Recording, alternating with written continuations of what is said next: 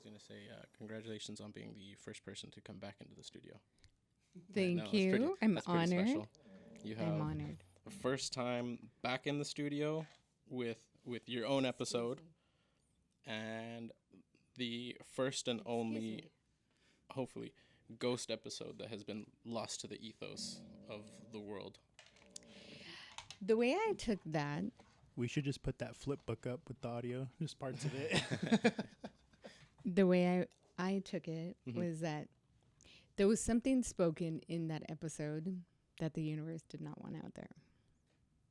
I was like, It's fair. okay, It's fair. I like do-overs. I get second opportunity. Yeah, which is true.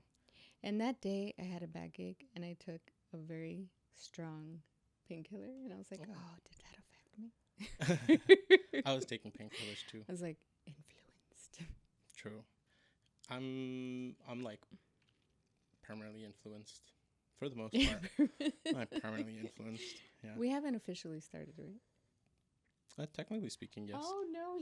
No. Can we have a do-over part 3? Yes, I suppose so. We don't have to. If Okay. it fits. Well, If not, then you can. my starting was the congratulations on being the first person to come on back, and the ghost. Like that was the starting. The official. Yeah. You gotta do something like Everyone tells me that, take and one. I'm like, nah. You know what I mean? The reason 5, being 4, 3, is 2, 1. then it makes it like too showy. You're right. It makes it like too showy, and then I'll count you in. I'll be like, okay, ready? We're gonna be live in 3, and you go, oh my god, live in 3. Oh, shoot, what's he gonna ask me? What's the Well, I mean, I felt that what's from the beginning, but response? Yeah, so that's why I'm Let's just like make it more we're official. already talking, and we just ease into it, and where we are is where we are, and we continue Exactly. being just kind of like life, So Easy. whole premise of the podcast is about life and understanding it on a deeper level. So why not just operate it as if it is, And let it life just you just flow. kind of take. Exactly. Mm-hmm. The more you try and control life, the more life will control you. That's what I've found. If you relinquish control and just I've kind of heard follow that. your feeling, you'll be all right. Be all right. It's definitely a better feeling to just allow life to unfold. Yes. Mm-hmm. Yeah. I know there's been many a times where I felt I was putting too much effort into something and it just was not working. And as soon as I pumped the brakes and back off, oh, would you look at that? Things just kind of started to unfold the way that I wanted them to anyways. Mm-hmm. Now, as I say that, is that just because I was putting the energy into that the things unfolded, or would they have unfolded anyways? Repeat the question a different way. So if you're always working towards something, it's just not working out for you, whatever the reason is, but then you take a break from it, you can step back, and all of a sudden the things that you were working at just kind of start falling into play. Now, is that because you were putting the energy into it, or is it because you allowed it space to breathe and for things to actually happen, and you released that pressure and control? I think it goes hand in hand. Right? That's what I was thinking too. Absolutely. Because anything needs space and oxygen to breathe and grow. It takes its time. There's nothing that happens, well, shall I say, most things that are worthwhile take time to build and create and go into motion. Mm-hmm. But we're co-creators, so we have the power to co-create certain things. But if you believe in your higher power or, the universe, God, if it's not meant for you, it's not going to happen. That is true, no matter how hard you try at it. Yes, and then that's when you butt your head with life. Yeah. Every time I've butted heads with life, that's where I've kind of started to feel like there was just a spiraling downfall. It just only gets bad and worse than that. And then you have the science behind it that says wherever you focus This is where you'll go. is what will grow. Just how wherever funny. focus goes, wherever attention goes, energy flows. Yeah. And that's what grows. Interesting.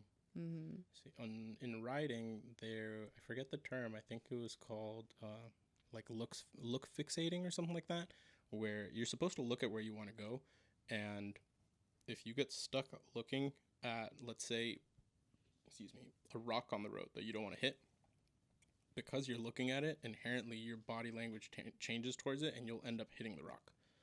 Um, so that kind of, Energy, yeah. focus. If you get stuck looking at a thing, you'll end Mm-hmm. up going there. Mm-hmm. Certain scientists that I listen to say that if you're going to focus on the problems, then you're too busy looking at the problem to be able to see the solution. That makes sense. The problem just becomes bigger, or Yeah. you create more problems around it. You pull the veil over yourself from seeing the solution. Yeah. That's And kind I of, like the philosophy of, well, let me observe. mm, Let me That's see funny. how this is supposed to go. because a lot of people think waiting is inaction, but it's not. The more and more I study, the more I find that right now in these times, it's hard for us to sit still. Mm-hmm. We have a problem with doing nothing. And Yep. there's an actual art to doing nothing, to sit in still with your thoughts. Because in that time that you sit down and sit still and think, you're listening to your mind, to your voice. And it's not always going to be positive. Hmm. We have sometimes that negative voice that Mhm. will go on and chatter. And then we go and try to supplement with some kind of dopamine hit outside to supplement. But in essence, we're not getting quiet enough to listen to our higher voice. Interesting. Mm-hmm.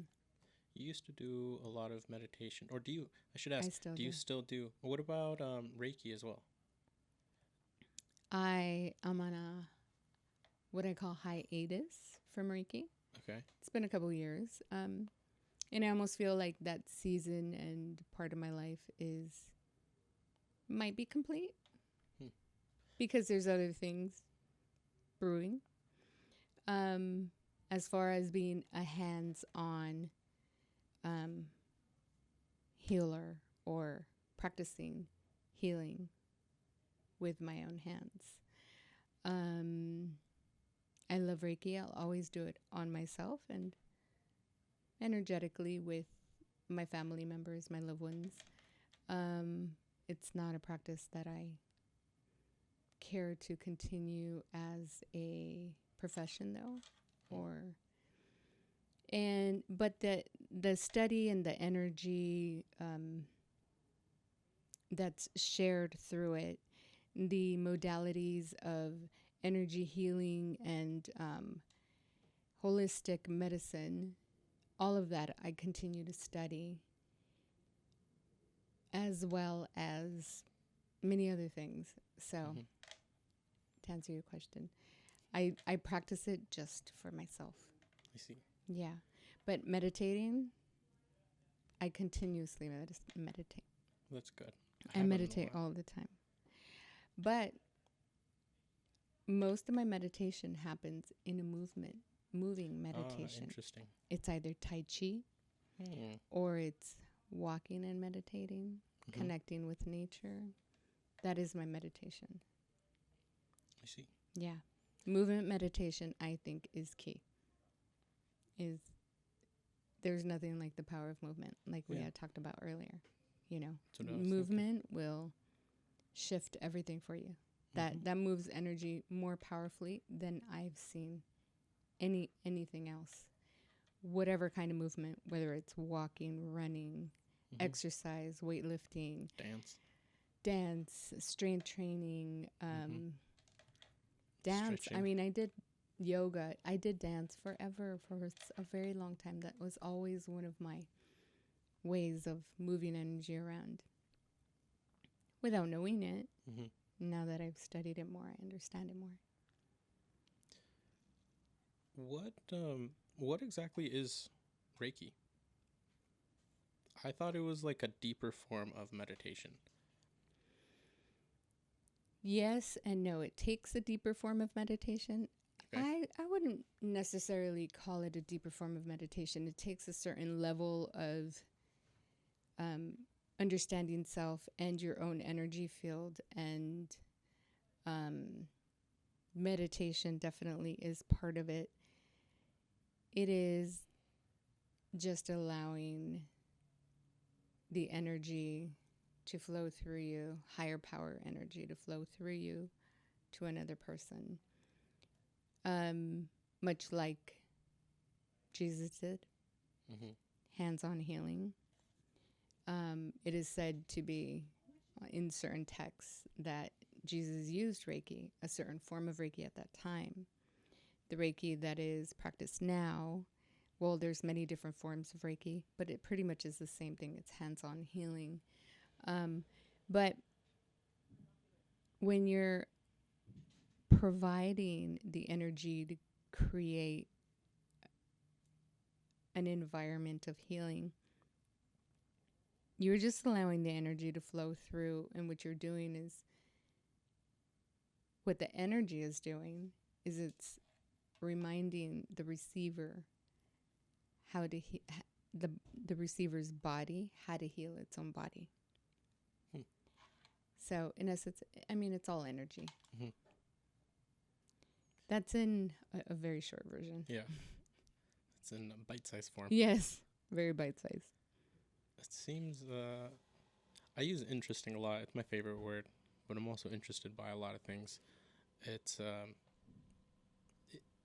guess in broken down, understandable terms, it almost sounds like you're helping to jumpstart somebody else's engine. Absolutely. That is the way that one of my teachers always coined it, was that it's like having a light switch. We all have that light. We all have that energy field.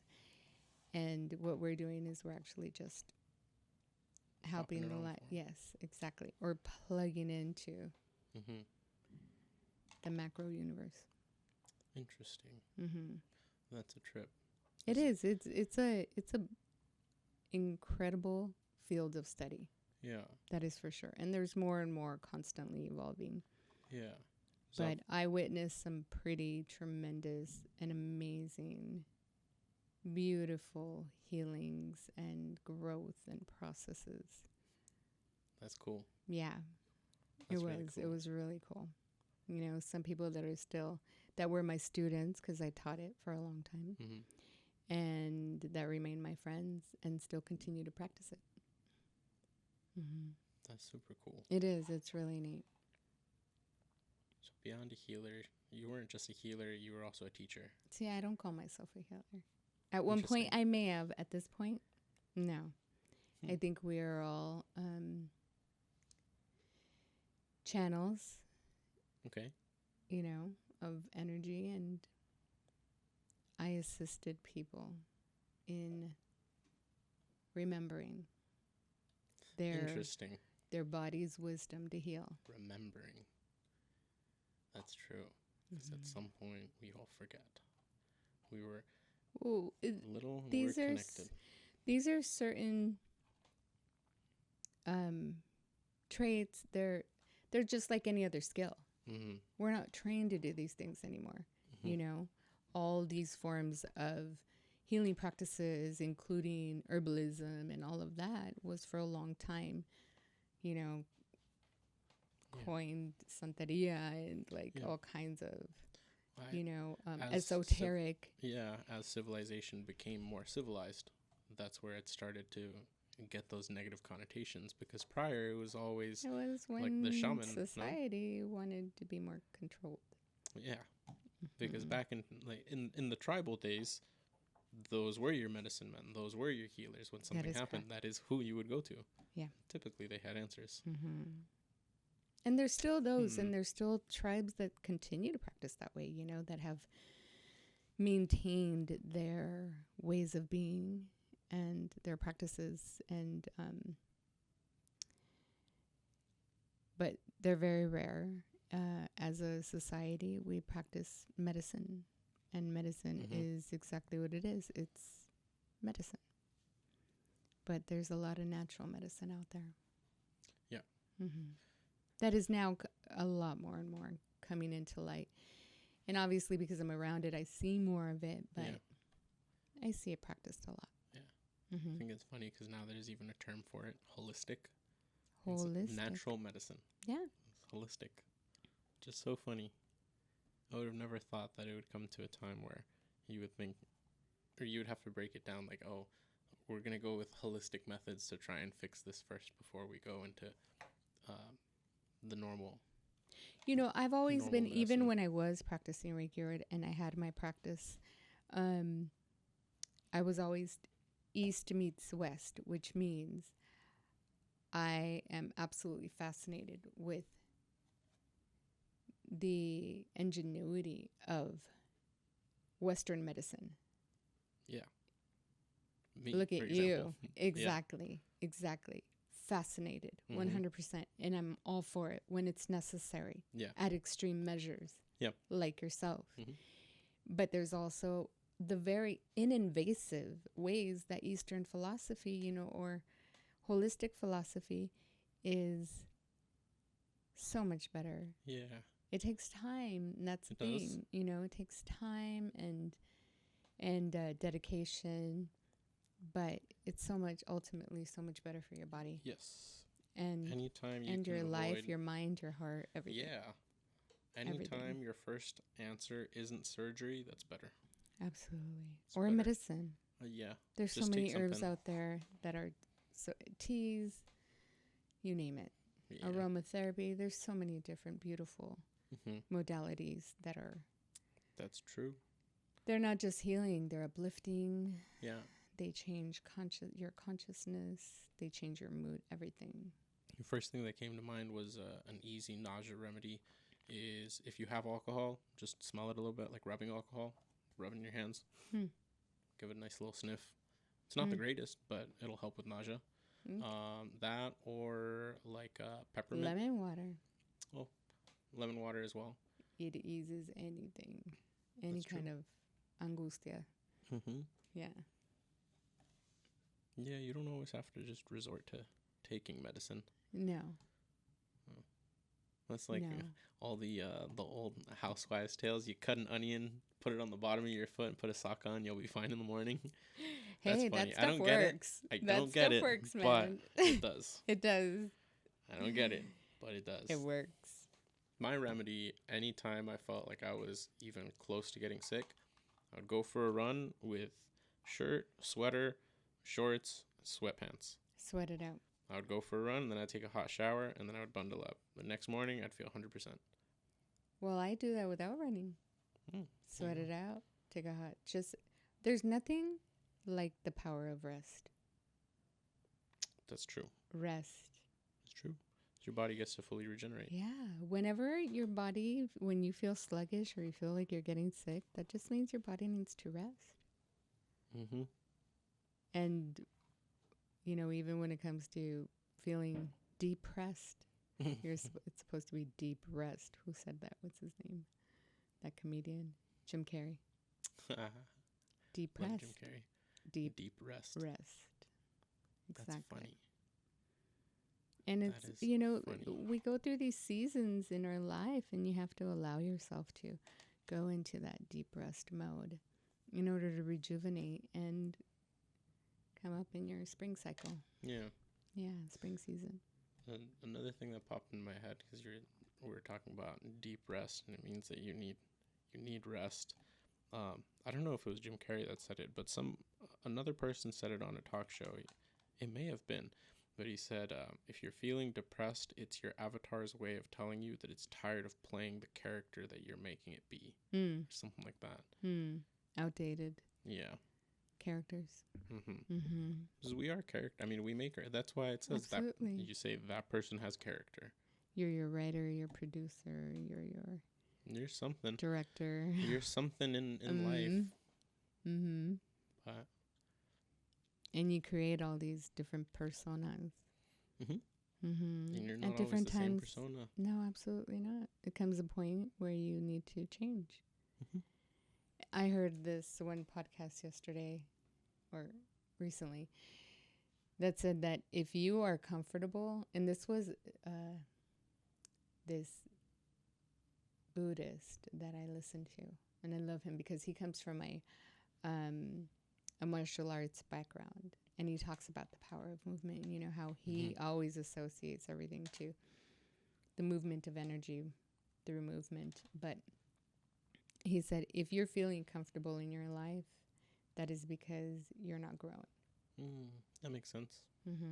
Whenever there's any form of agitation or there's something that needs attention from you, that's because you need to evolve in that area of your life. That makes a lot of sense. And then I try to balance it out with, well, I've also at one point believed that there doesn't have to be hurt or anguish in order to grow. I've yet to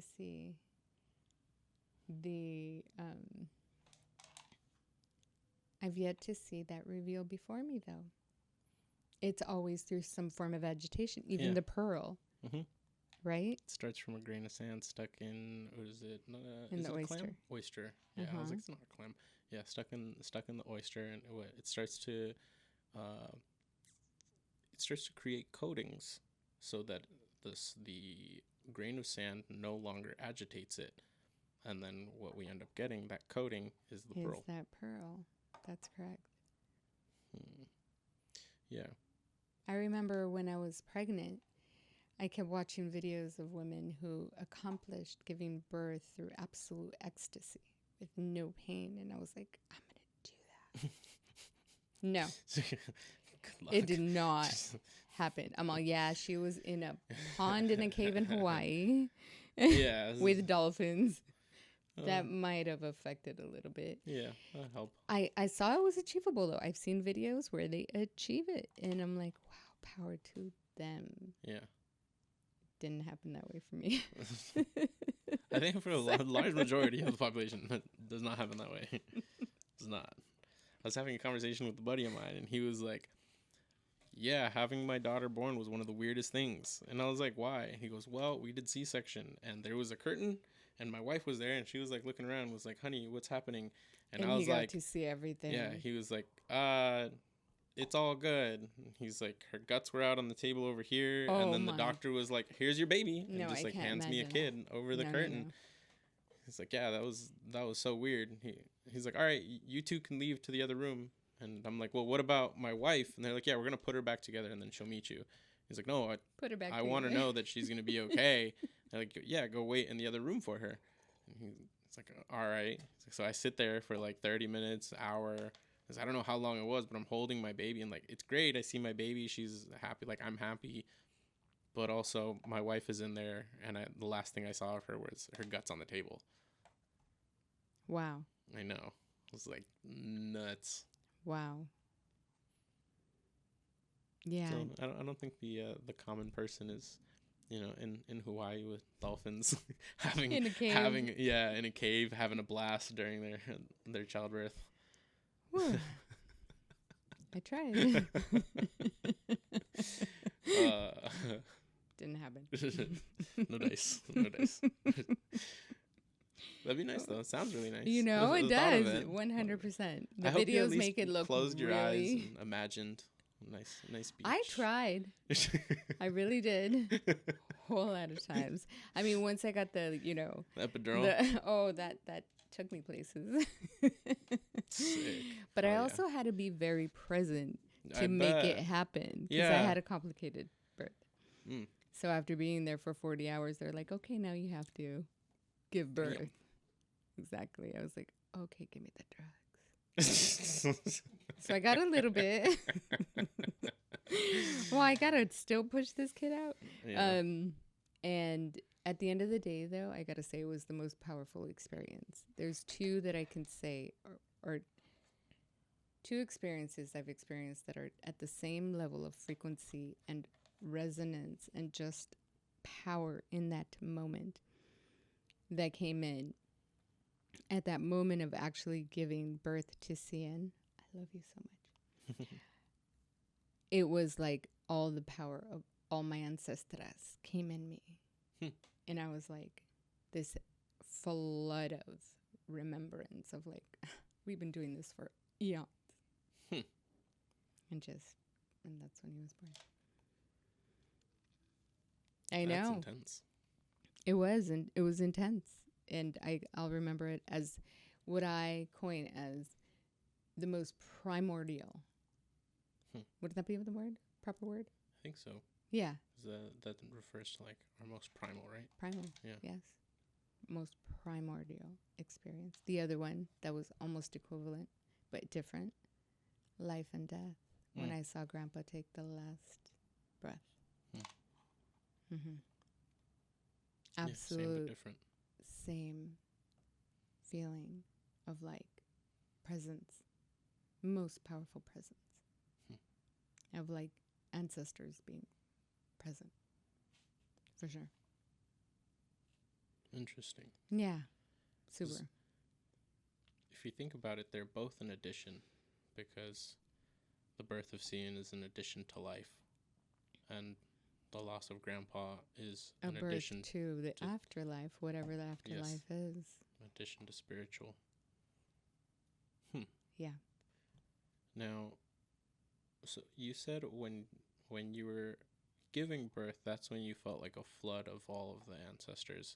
It was it predominantly like female ancestors, or was it you could just tell it was an energy of ancestors, or what exactly was it like? What was that experience No, it was like? definitely the Motherhood. the motherhood that kicked in. That was like, you got this. You've been doing this forever.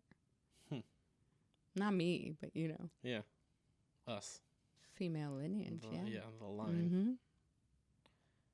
That's Mm-hmm. interesting. Very. That's a super trip. I'll never know. I gotta say. And you know what? I'm glad. Right. I'm glad. But you'll be on the other side of the curtain watching the guests. Yeah, like this with the smile. Table. You're doing great. You're doing great. We'll have ice cream after. Don't worry. Good job. God, I'm proud of you. Too graphic. I'm proud of you. I'm great with moral support. I'm here for it. Can't wait till your mom hears this one. It's okay. She'll be in here kidding. too, and then I know. we can make fun of her too. Oh no, you're not making fun of me. I'm just. Oh, I know. Yeah. I mean, I wouldn't. I No. would never. I would never. I will though. Find a way for somebody else to make fun of you. Yeah. I'm just kidding. I'm just kidding. No, you're not. A little bit. Is that the real reason I'm here, to make fun of the people you can't? Yes. No. Daniel, you stay there and be a good boy. I didn't take my opportunity of roasting. That's true. It's true. That's the eye for an eye rule, and you scratch my back, I'll scratch yours. Oh my god. That's, those are like unwritten rules. My building has one of those. I learned it the first night. An unwritten rule. Yes. Yeah. Because the rule is by 10 o'clock, no one make noise no more. We're trying to sleep. That's the rule. But everybody and their mama come home At like midnight. yelling and howling and hooing and hawing. Having Midnight, a good old time. the greatest of times, all the way till like 2 a.m. I can hear it. But if you are the one that tattles, then you also cannot come home late and be loud. That's why I say it is an You unwritten can't be rule. in the group of. Exactly. So look, if you get to come home late and make noise, I get to come home late and make noise too, and that is what it is. Or we can all follow the rules. So that's It's why I a said it is an certain unwritten little rule. You know, it's click. an understanding. It's like It's like. yeah. Paro con paro. And it's not anything like horrible. It's not. They're just they get periodically. You hear them. It starts at like 10, if I'm being honest, because that's when people start It coming home. happens. It's life. It's life. And I'm sure there's a lot of youngsters in your building, right? We recently found out that the building is split. Alex and I are on the retiree side of the building. Oh, We are on the but retiree. you can still hear the. Yes. Oh, It's I think it's because of the way that the building is made. okay. But we're on the retiree like family side of the building. Mm-hmm. The opposite side is like all 20s to early 30s partying. Mm. Like during the week, you come home 10 to 12 o'clock at night and there's loud music playing. Mm-hmm. And like you hear them talking, laughing, and they're walking through the halls. And like that's nuts. But I like my side a lot. It's a little more quiet. Yeah, I get can the rest- imagine. If You're I- with the. You're with the. I'm with the old Abuelitos. folks like me. Yes, I feel at place. I feel at place. It's nice. I like my sleep. Me too. I appreciate good sleep. It's Mm-hmm. I will take sleep always. I'll take sleep. I'll take extra sleep. I will take sleep with my sleep. The other day, I dreamed that my alarm was a machine, and I was waking up to hit the snooze button, and I'd hit snooze on the machine, and then I'd close my eyes, and a shirt was done. Oh. So for like a cool 30-45 minutes, I was in a vicious cycle of making shirts in my dream. With hitting your snooze on my phone. button. Oh, that's great. Like legitimately, it was a giant. I would fall asleep, That and I is was like sitting there great. watching a machine make shirts, and then it would go, and I wake up, snooze, back, shirt, That would be cool. start another one. It was cool until I woke up and I was like, I'm late. I thought I was at work. It's like, damn it! It felt Production so, has slowed down. yeah. It felt so work-like. I was there. I was making shirts. It was so I was so like, realistic. okay, cool. The only I was barely opening Alex, my eyes, did so you it get the didn't break it. shirts? It made sense why he wasn't answering. It's like, I need something. He wasn't showing up. Yeah, it was problematic, but Oh, sleep that's is good. funny. Dreams are good.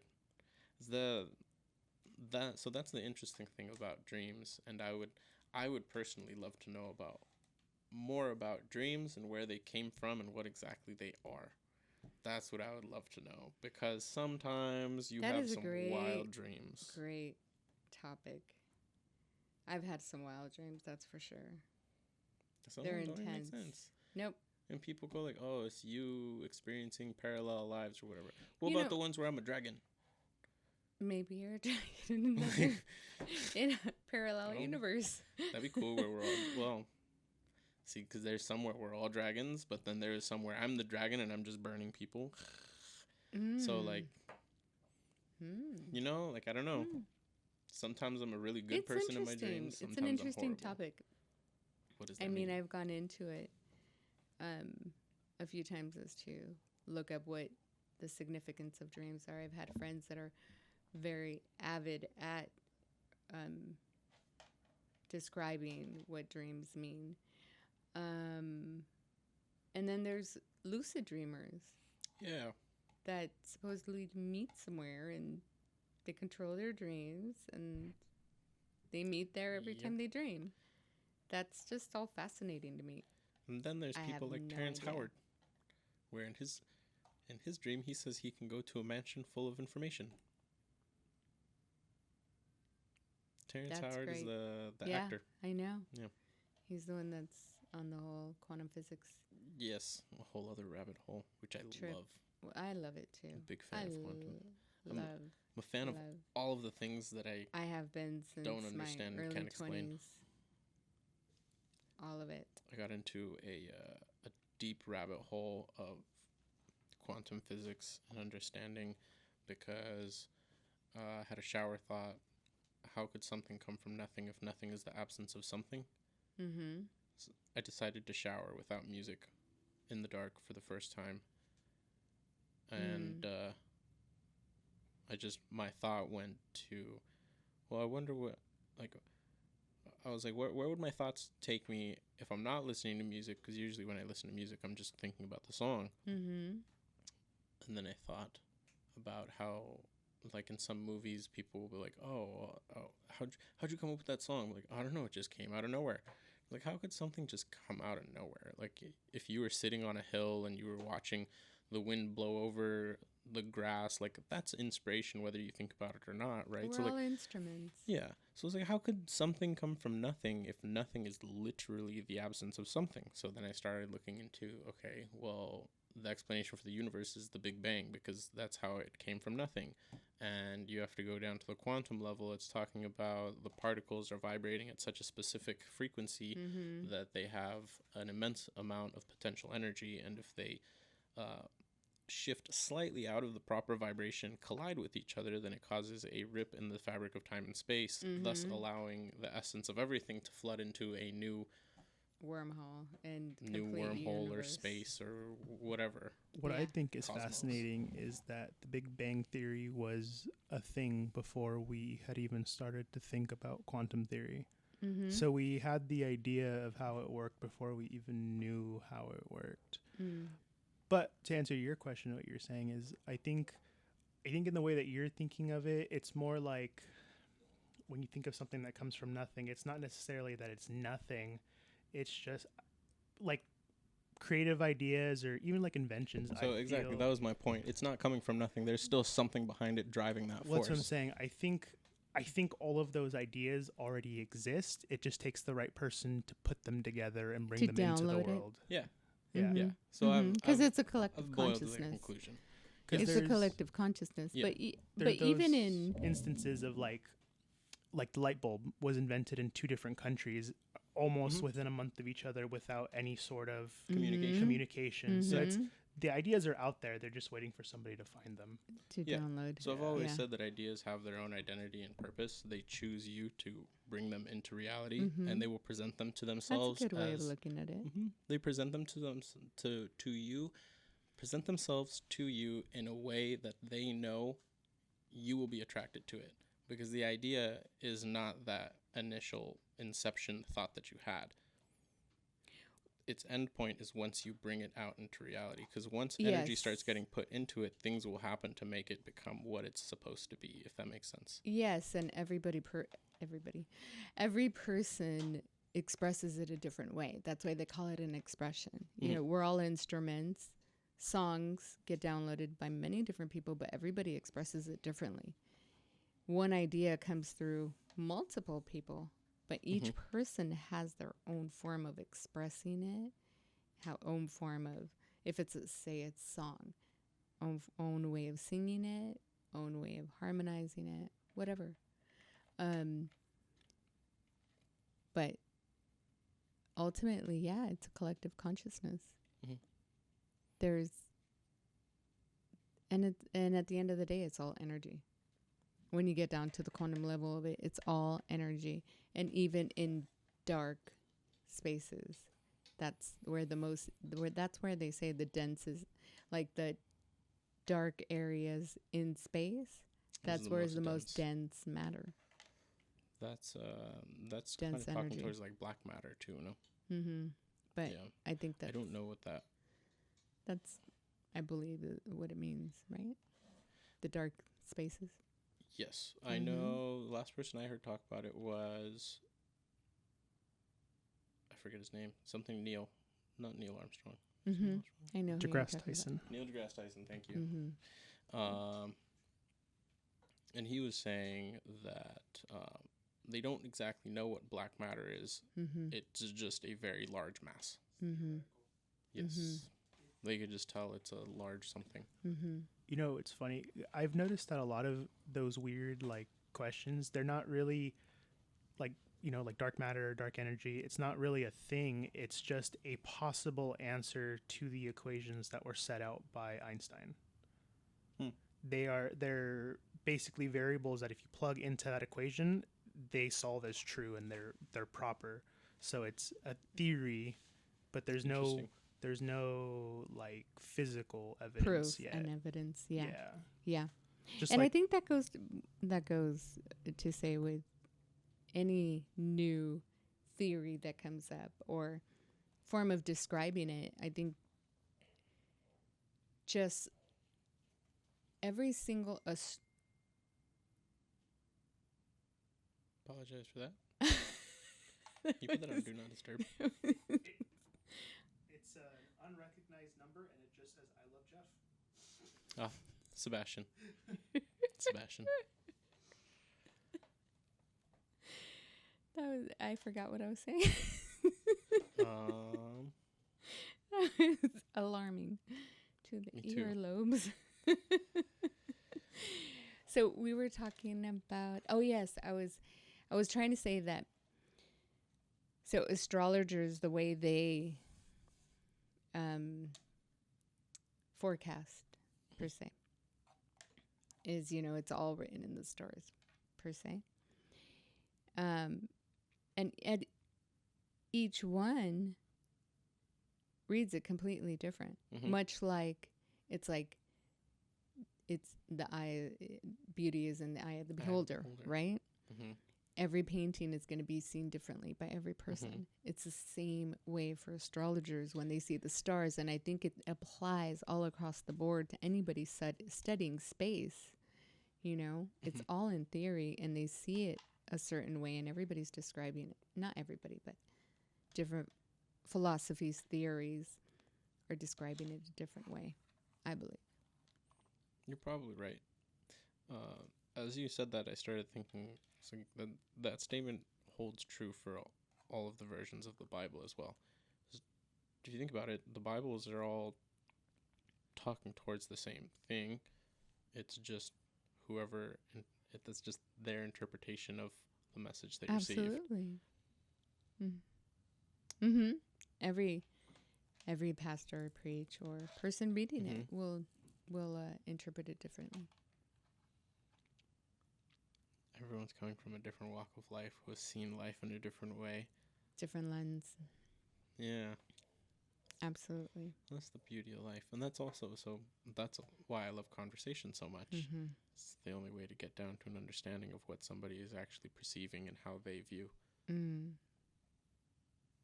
Because I think we've touched on this. There's what is, and there's what we are perceiving. Right. Yes. And oftentimes that can cause a pretty big problem in a situation when both parties aren't on the same page of what is, perceiving things differently. In relationships. Yeah. I mean, everything in life is a relationship if you think about it. It is. Wow. You have your relations, all your relations. Isn't that a large part of why Japanese culture is so formal and not just proper? Japanese, but I think Korean is the same. I think a lot of Oriental. It was during Oriental the samurai times to avoid those silly little conflicts when people didn't address each other properly, so they made a more formalized language and stuff like that. I know in recent time, I'm pretty sure, I want to say it was Korean Air. They had issues with younger pilots not wanting to be disrespectful to an older or more experienced pilot.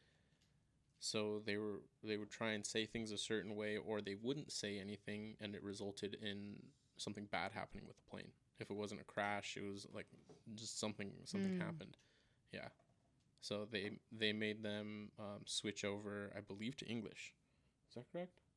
I think something like that. But I know they were having problem with language and pilots being respectful to each other, and it caused issues. So they made them speak a different language. Yeah. So they could just know the basics. Yep. We just need you to get the job done. This is the language you're going to be using when you're operating this. Interesting. Which, makes sense. You're not trying to be offensive, but hey, we're a little too low, buddy. Maybe you should pull up. Can we go higher? Yeah. I don't know if the ocean should be that close. Unless you were shooting for that. I hope it wasn't. I'd be a little worried. I'm not gonna lie. I don't know. I might be a little bit excited to be hovering right skiing. above the water, making the waters part ways. Just standing there like this at the front of the plane, just parting. You know, that part in the Bible is nuts. That's wild. I read it and I was like, all right, God is I a little think malicious. a lot of parts of the Bible can be There's pretty Fake and interesting. fake. It's There's a fascinating story. Oh, yeah. Mm-hmm. Oh, yeah. You know, that's not a topic I can really touch on Yeah, very me too. much. I was about to ask right now. I was like, Can't. Antia, how religious were you? How deep did you go? Or I did you get out did. I quick? went pretty deep, but I think I tuned out a lot too. Oh. You know, I did it because Grandma. it was enforced on me. Yeah. Yeah. I mean, Hispanic families. Yeah. exactly. Exactly. I mean, I went to Hey. catechism. We did, you know, I the did my first confirmation communion. for Mama. So, I didn't even do my confirmation. I Oh, mean, I did. I left the church for I think a very valid reason. For me, it was more personal because my favorite aunt who decided to convert to Christianity, and my mother who was a devout Catholic, decided no longer to be close sisters. And I Interesting. didn't understand it. I was like, okay, religion can do this. Not for me. yeah. That doesn't make I've sense. since then been able to, I came to peace with a lot of it. And because grandma has gone to the same church since I was a kid, and I've Mhm. seen it evolve. It is so cultural. I mean, you can Yeah. go there at 11 o'clock on Sunday morning and have mariachi as your music. Wow. I'm like, That's pretty this cool. is a celebration. Yeah. Yeah. And it really is. It's great. I appreciate how it's evolved, you know. That's good. Um, Is your church But I'm very culty also- or no? I don't know what church is not, honestly. Okay. But That's fair. and I've been to many different churches. The only reason I actually continue to go, or I go when I'm here, it's my time with grandma. It is see. our time of connecting. Yeah. And for me, I can go into any temple and receive God. Mhm. Listen to God. Pray and be in the resonance, because it is the collective of the energy of the people that are there that create the resonance, and that's That's what true. lifts your spirit. That is very true. And you can get that in any temple Hmm. that accepts you. That's true. That part. That part's kind of important. Very important. I've So- gone into many Christians, Baptists, many I'd say as mega long as- churches As long to as you all stay on the sorts. Christianity and Cathology spectrum, you'll be fine. No, I've been Really? into synagogues. I've been Really? into in New York. I've been into You'd be surprised to find out that most religions are a lot more tolerant than Christianity or Catholicism. They're very nice. I think that each one can be just as radical. Oh no, Honestly, definitely. that's what I find. You know, but they're in the same. But I've never had a Muslim or a Hindu tell me I'm going to burn in hell for having long hair. So, You know, I don't know that I've heard that ever in my life, but I'm also not a male with long hair. I've never So- heard it, but I've only also had long hair for the Where did you later hear part that, of my life. Daniel? do that. It was Here or in Colombia? Hawaii. That's interesting. At a Yeah. Catholic church. Some old white lady in passing. Yeah. Oh, She I hope probably you burned said. in hell. Yeah, exactly, for saying that. She's just jelly that my hair is nicer than hers, honestly. That's true. Right? That's true. You know, that's kind of the main reason I never put my hair down. It's true. It's part of the reason I don't. My hair's very nice. So how I don't did feel you it. attribute that to being religious? She had a cross on.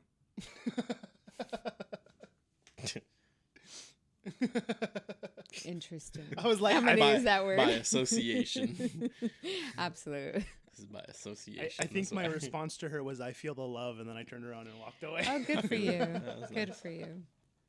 And speaking of love, now that you mention it, I mean That's a good that's really it. You know, Yeah. your mom introduced me to Bob Marley when I was 11 Really? years old That's by default because it seems- was on the radio. It was popular then, right? Could this be love was popular on the radio back then. By default. Yes. Because she doesn't remember when I tell her. But in my brain, it went like, oh my God, the tables were turned. My mom has street credit. And then you were like, by default. And I was like, whoop. Flipped them right back. flip it back, flip it back, flip it back. Oh, that's funny. That's so funny. But I do give her all that credit because from that moment on, I was like, oh, one love. Yeah. But I didn't even know then. I just knew that the vibration of what I was hearing made me feel love. Understood. Mm. Understood. And when it comes down to it, I mean, love is really the highest vibration. I truly believe that. Not just because Bob Marley sings about it, but well, they say that's the one thing that we need to heal the world is love. Right now, and we're you know, filled with so much hatred and separation. So. You asked me what I thought Reiki was, and truly, the way I practiced it, I just practiced it as absolute love, the purity of love, and that's what it felt like to me. There was nothing. Well, I can think of some things like the birth of my child, you know, and the love I have for my son, but the purity of that love that I was experiencing in those moments when I was sharing that energy, it was absolute pure love. It's funny you bring that up, Eric, because I remember hearing, I don't remember if it was or which comedian it was, but he brought up the fact, he's like, think about dogs. Think about the way you feel about them every time you see them, and think about how you greet them every time you come to one. And now think about how happy they are. They're so happy. Always receiving They're love. so happy. And now imagine they how you treat want to give you love. new people that you meet in your life that you don't really want to talk to. Truly. And if we treated each other more like, you know, excitement and stuff like Treat that. each other like dogs. Imagine. Well, that's why a lot of people it sounds really bad, but yeah, but a lot of people in now theory, it makes sense. Just associate to animals or associate more to animals than to humans because we can be so mean to each other. We can be so mean to each other. We really could. Desensitized to humans, to human interaction. I think we're so distracted by so many external things and these gadgets and everything that gives us all this internal pleasure that separates us from everybody else. We don't take the time to actually just be present and share love. It's not always the easiest. It's not the easy road.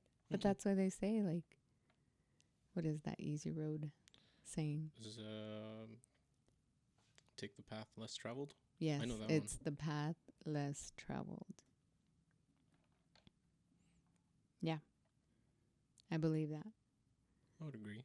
I'd say every time I've gone against the common consensus, I've been very happy with where I've ended up. There's more work. It's a little annoying, but pretty happy about it. The most potent growth, though. Yeah.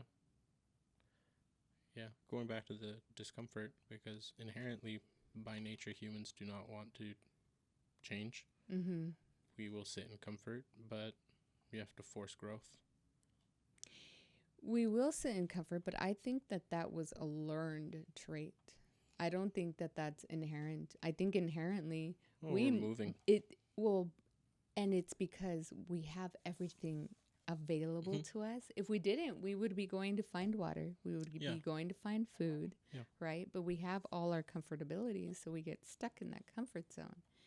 I think naturally our body, our energy, our minds want to grow. Even the heart is a muscle, you know? Yep. I don't know if you know that song. The heart is a no. muscle.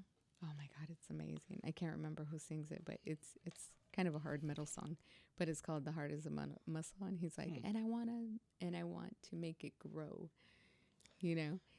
And in some of my meditations that I used to do, I would always talk about the fact that the heart is a muscle. And even though it gives you pain sometimes, how do you grow a muscle? You have to stress it. It's contraction. So it's just growing stronger. I truly believe that. I do too. So I've the cardiovascular system is an area that I specialize in for training. Mm. My cardio has always been top tier. Muscular endurance, not so much. Mm-hmm. My legs prior to my accident they were like Toyotas. They Mm-hmm. wouldn't break down. I could just go and go and go and go. Well, But that's because came of your into the cardio. Yeah. exactly. There is two different two different ways to work your heart. There's one that actively works the longevity, so basically the heart's stamina, which is long long period steady state, so just running at a consistent distance, walking with pace for a long period of time, cycling, just anything that keeps your heart rate elevated for a prolonged period of time. Mm-hmm. What that's doing is it's allowing the muscle itself to get used to pumping at that rate and also increasing the elasticity at that rate. Mm-hmm. Now, if to strengthen your heart, that's where you do high intensive like sprints or Right. high intensive Right. hit training. Right. Reason being is because you're peaking your Mm-hmm. heart rate for a short period of time, which expands that stretch. It really forces that stretch to go the most it can go, but you're only doing it in small bursts. We'll call it 3 Correct. to 5 sprints. Correct. You're not doing too much, 2 but minutes, that's enough. and then you. If or you not can do even. 2 minutes, Right. I guess depending on But that's why what it's you're a doing. sprint. Exactly. Yeah. It's as much as you can for a short period of time, and then you rest until you feel totally fine. Right. You're not trying Elevated. to like kill yourself. Exactly. Yeah. So for me, what I like to do is I'll do 50 yards. I'll do a 50-yard sprint, and then I'll walk back, and I'll walk around. I'll wait until I'm just breathing normal again, and I'm fine. Heart rate has dropped, and go again. Mm-hmm. 3, 5 times max, whatever I feel good at. If I can only hit 3, then I hit 3. There's been times where I hit 2, and the third one I feel like I'm gonna pass out, so I won't. But at least I did it. Yes. That's but all you need. Yeah. What that's gonna do is help really stretch the heart, and it helps avoid from cardiovascular disease, heart attacks. It might increase your blood pressure because now your heart is pumping more, but it'll help with low blood pressure because your heart is used to pumping. You'll be able to breathe better. Your lungs are going to work better. Whole body. All that stuff. As your cardio goes up, your blood pressure and pulse goes down because your heart has to work less because it's able to be more efficient. I've always thought that was interesting. At a regulated base. Yeah, so yeah. Olympic level athletes, they usually have a lower resting heart rate. BPM of 30 like to 40. Yeah, it's ridiculous. It's like super low. Wow. And then they recover super fast after long exercise. Well, that makes sense. You know, It's the pretty body has to interesting. regulate on some level. You know, find balance. I heard something yesterday that said that as opposed to seeing the body as, you know, I'm working out this part of the body or this muscle, see it as one whole muscle being worked out. I think of the body as a vehicle. It is. I call it the meat vehicle. It is the meat vehicle. Heart and lungs is the engine. Heart and lungs is the engine. Tires are the feet and legs. Mind is the engine too. Mine is the driver. Mind is well, I'm gonna have to. I don't know. Agree to disagree. That's just the way I see it. Yeah, That's the that's a good easiest way way to to like not overcomplicate. Because very well you could, you know. I'm like, gonna well, say the my mind is the heart engine. is my driver. Yeah. You know, it's funny. There's a friend of mine. We were talking, and I was like, you should just follow your heart and what you want to do in this next chapter of your life. And she goes, it's funny you say that because in the Bible it says the heart will deceive you, so follow God. And I was like, huh. Okay, well then keep walking with God. But I was like, that statement doesn't fall like it's not false. There's no separation. What if your heart wants to follow God? Well then, Bucko, you're on the right path there, buddy. That means you have been saved. I think we're all extensions of God. We're all made in the Yes. image and likeness of, you know. Yes. I feel we are exactly what you said. So, We are all God experiencing life in different, unique ways. mm-hmm. Fuck it, I'm gonna start telling people the opposite. I buy into the Cthulian version of God. Cthulhu? Do you know who Cthulhu is? Oh my god. Okay, so Cthulhu is I forget the author's name. H.P. Lovecraft. Lovecraft, thank you. Basically, it's called cosmic horror. It's a form of horror that isn't. Cosmic It is horror. terrible. It Terrifying. doesn't depend on, oh, the monster is trying to kill me or it's coming to get me. It's more that the the entity is so vast and so incomprehensible that it literally just drives you mad trying to understand it. And the real horror comes from the fact that it causes so much destruction without actually caring that you're even there. It's not trying to harm you. It's essentially like a force of nature. It's so large and powerful. Yeah, it's a um, very interesting concept. But Is that cosmic beings or just Cthulhu? cosmic beings in general, like Okay. So I was Cthulhu is just one of the outer Yeah. gods. Yeah, there's like Nub Shaggorath and the Yellow King and all kinds of Cthulhu crazy is stuff. so you remember Pirates of the Caribbean, Dead Man's Chest? Did you ever see that one? The last Johnny Depp Pirates before No. he was falsely or before he was defamated by Amber Heard? I have no idea what you just told me. Okay, so that's Cthulhu. Oh, okay. Yeah, I was asking about Pirates of the Caribbean Mhm. because there is a character in there that looks very similar to that. It's supposed isn't not Davy Jones. Anyways, Davy no, Jones, yes. it is Davy. Okay, it is Davy Jones. And this yeah, is what their happens depiction when of you Davy become Jones. popular. Oh my god. Yeah, he got Dr. Seuss. I see that. It's for kids now. The racist guy from the 50s, the monsters he made are now for children, apparently. He was racist. He was super racist. Dr. Seuss. No, H.P. Lovecraft. Oh, I was like, yo. Dr. Seuss was as well. Wait, what? Bro, it's the 50s. What do you expect? Everyone was racist. Nah, he liked cats. He couldn't be racist. What do you think Green Eggs and Ham is about? I don't know. I never really read it. I'm not gonna lie to you.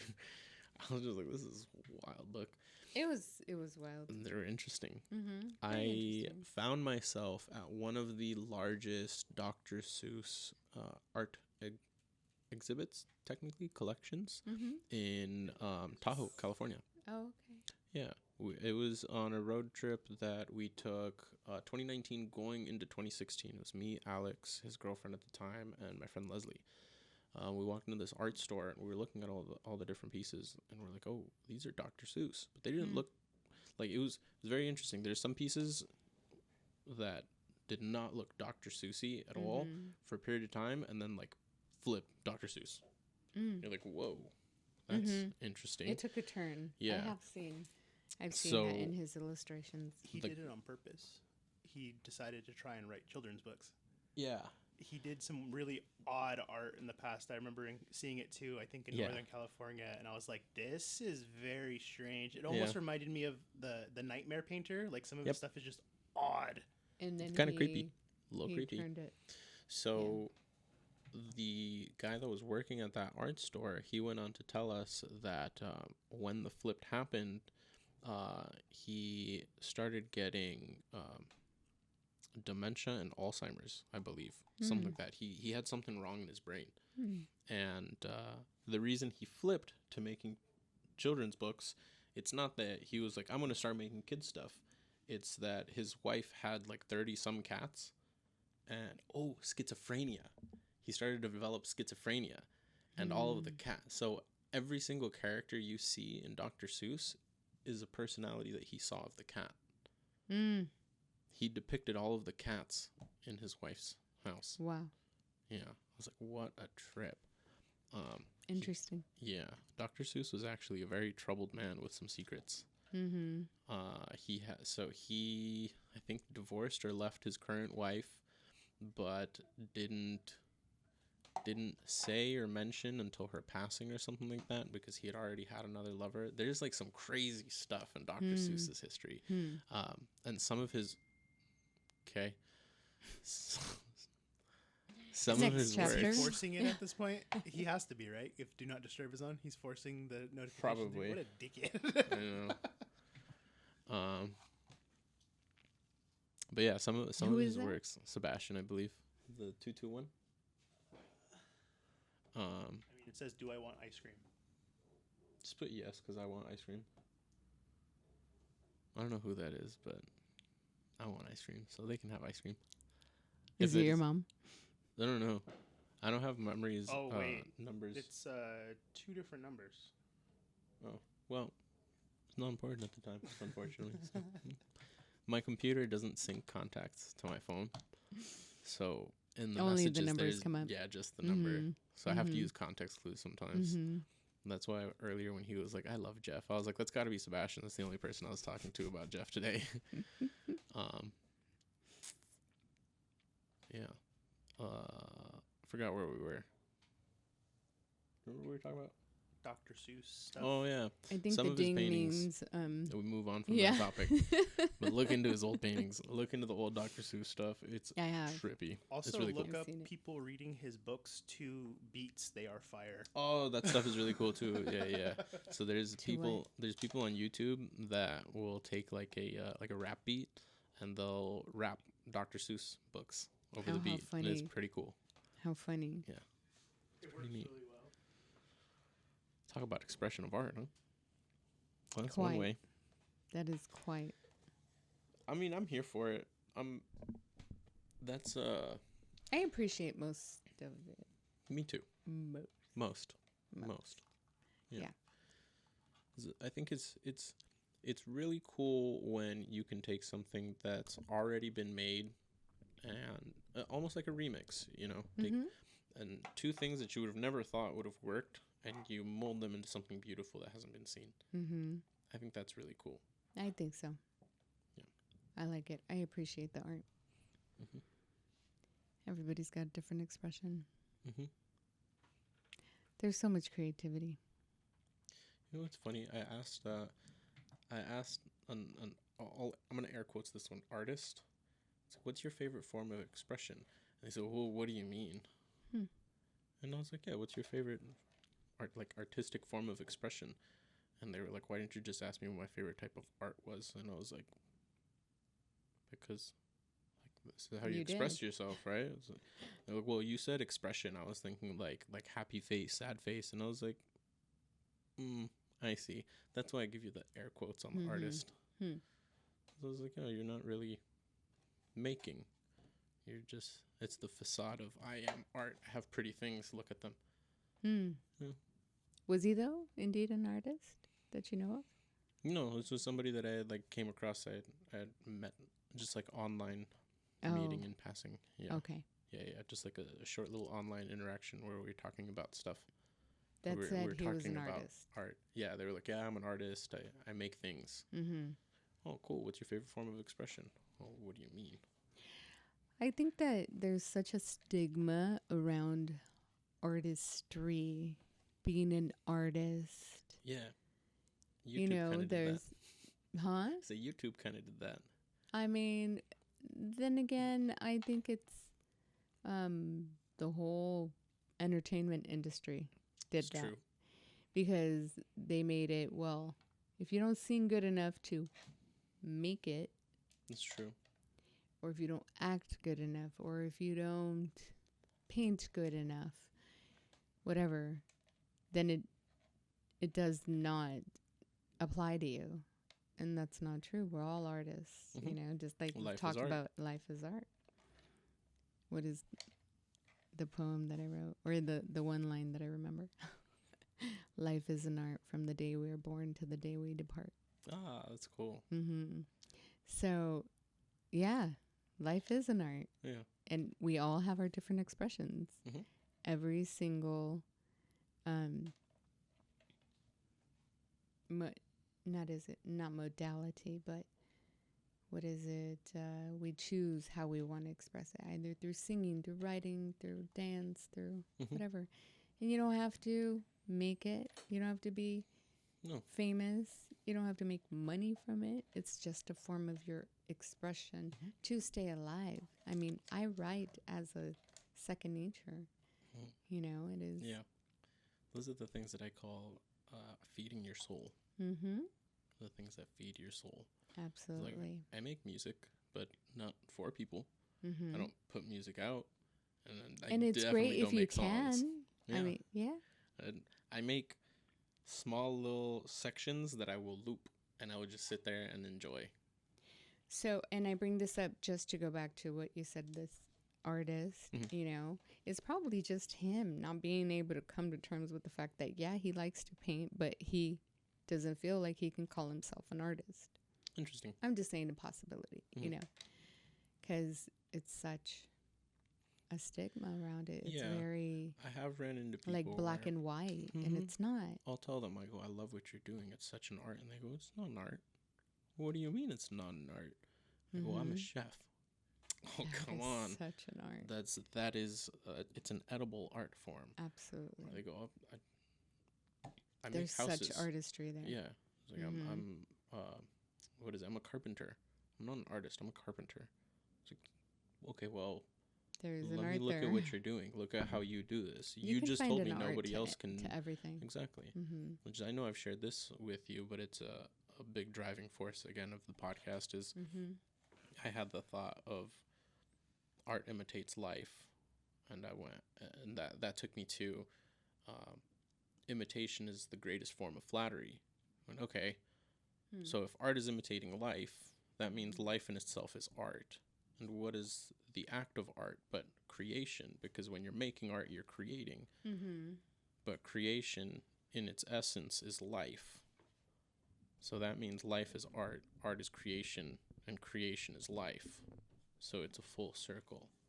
Yes. That's what I came to understand. Constant. Absolutely. So there's no life without art. No. And there's Life. no art without Life creates life. Mm-hmm.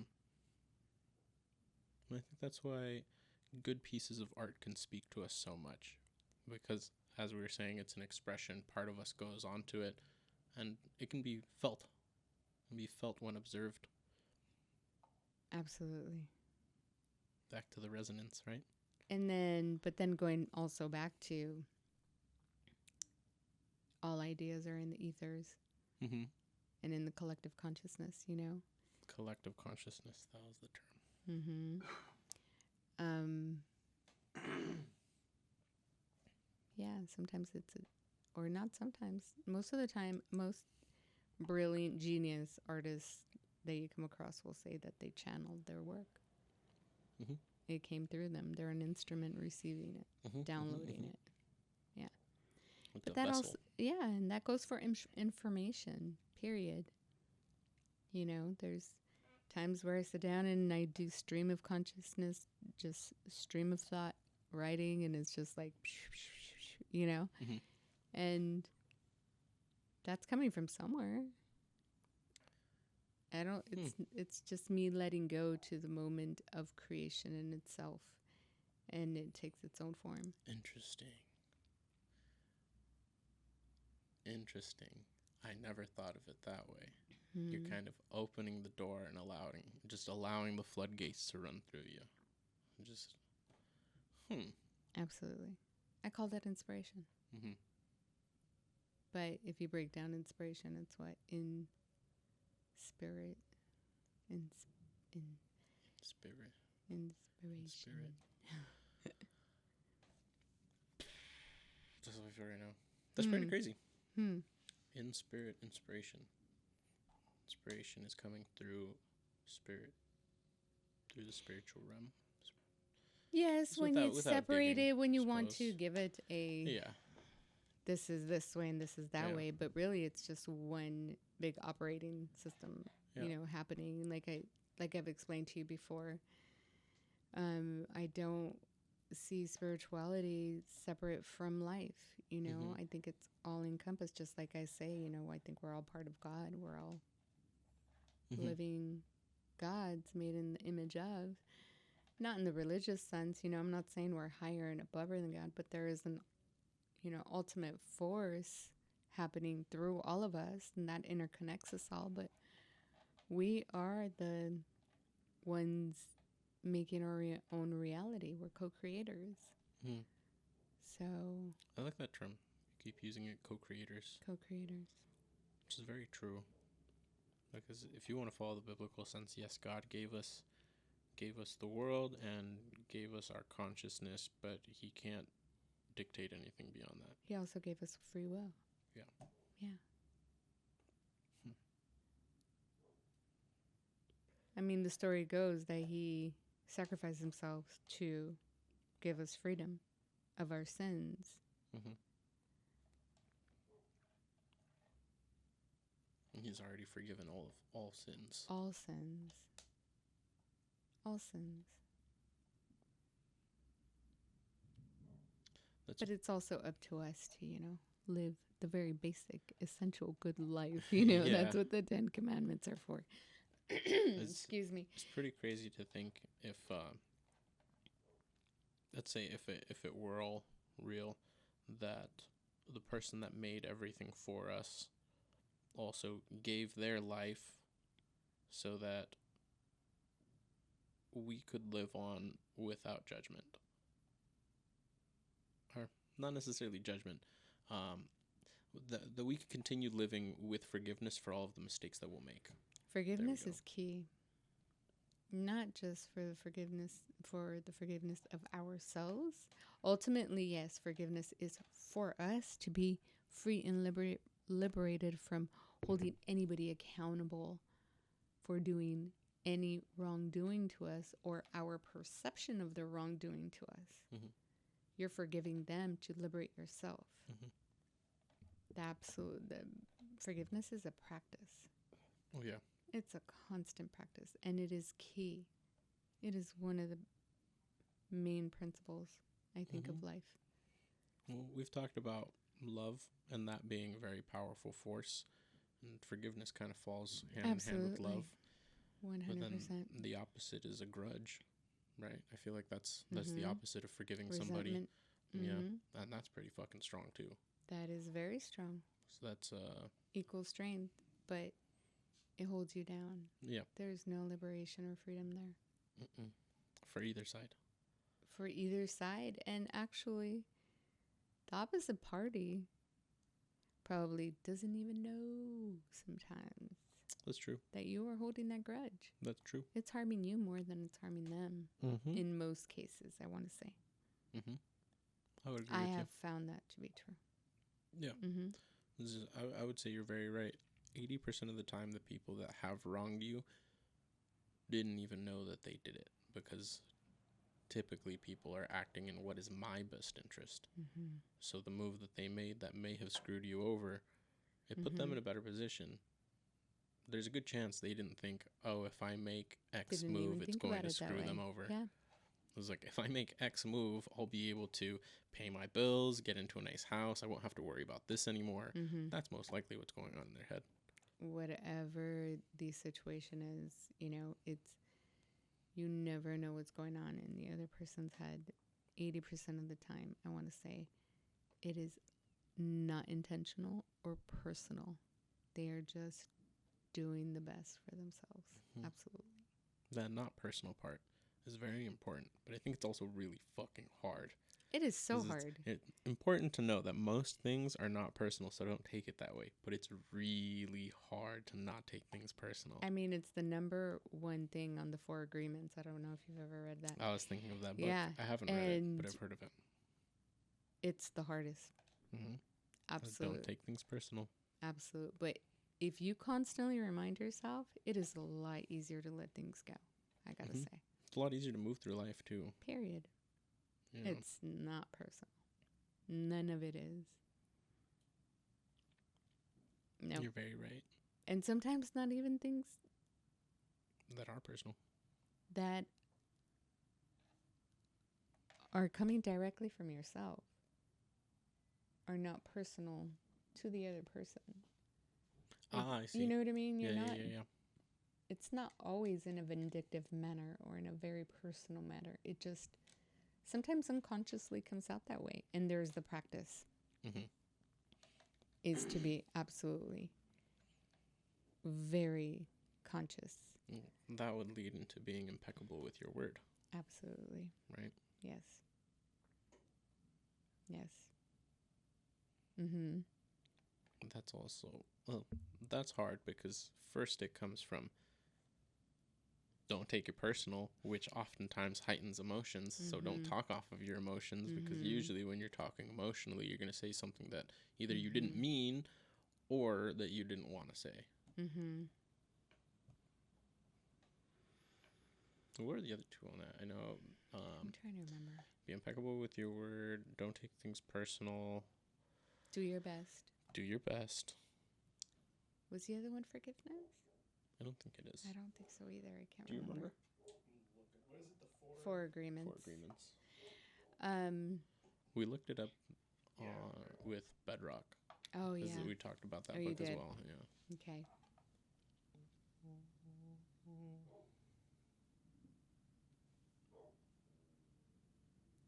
Well, I read that book a very long time ago, so Be I have. impeccable with your word. Don't take anything personally. Don't make assumptions. Don't and make always do your assumptions. best. Don't make Always assumptions. do your best. That's yes. true. Yes. Another one of his books, and I think I showed it to you. I've been reading it since last year, and I want to say it has impacted my life extremely, and it's called Circle of Fire. And I it think I've heard of that book. really is just all I showed it to you. That I makes was sense. reading it last year, and Okay. it just really goes deep into how powerful self-love is and forgiveness, deep forgiveness to others. And it is just a magnificent, beautiful read. I love Don Miguel Ruiz, really. The whole Toltec wisdom is amazing. Yeah. Truly life-changing, I gotta say. Where is the Toltecs from? Toltec. So from what I know, Mhm. because I'm not completely versed, right, is that it is the remainder of the indigenous traditions Oh. through all of Mesoamerica. Oh, that's pretty cool. That's kind of what I figured. I had a feeling. I knew it was something like that, but I heard that and that resonated more than even reading it through the book. But I know it's old traditions passed down. I found a Mesoamerica like museum book in the garage when I was cleaning it out, and it's sitting in my desk. And I was like, I'm gonna put this in my little group of books so that I can look through it. I was going to call it a library, but I was like, I don't have that many books. It's a little pile at the moment. It's not That's a library. really library-ish. It's a little personal. That's funny. We were just talking about artists not calling themselves artists, right? It's too small to be a library. It has to be. My little library. Yeah. A whole room. at least a bookshelf From to be a A library. to Z. Yeah. Color coded and It has to alphabetized. look like. If I had honestly, if I was, it's a problem. My clothes. That's why laundry takes me a while. It's okay. I like to color coordinate my closet, It's but the best. also by sleeve and. I mean, you learned that by your mom too. I don't know. I Maybe think it she was does just that. instilled in me. Maybe. But It's DNA I've by never, now. Maybe. 'Cause I never once did my closet with my mom. Oh, Never once. She never helped me with laundry. I always did my own laundry. that's great. Mhm. You're lucky to have learned that. Anyway, it's a lot of work. It's a lot of work. But it's a life chore that will be for life. I suppose. Unless you get really rich and, you have somebody doing it for you. Either that or I just have like 2 pairs of shorts and 3 shirts. But I have friends who have just that and still do laundry every week. Well, that's fair. Because they have to watch You have what to. they have. That's funny. That's funny. Mm-hmm. Yeah, I found that book in here. But I was gonna say on the 4 agreements, the assumption, don't make assumptions. That one, I is learned to not essential. assume. It is. I didn't learn it through the Four Agreements through the book. I actually learned it in 10th grade. Hmm. 10th grade. Yeah, in 10th grade. I had a math teacher. Shout out to Mr. Ravello if he's out there. Uh, Super cool dude. He was a boxer. He would come in every once in a while. His eyes all swollen, chewing gum. I'd be like, Mr. Ravello, what happened? He goes, I had a boxing match. Oh my And I'd god. be like, well, did you win? He goes, you should see the other guy. I'm like, What did he okay. say? He goes, you should see the other guy.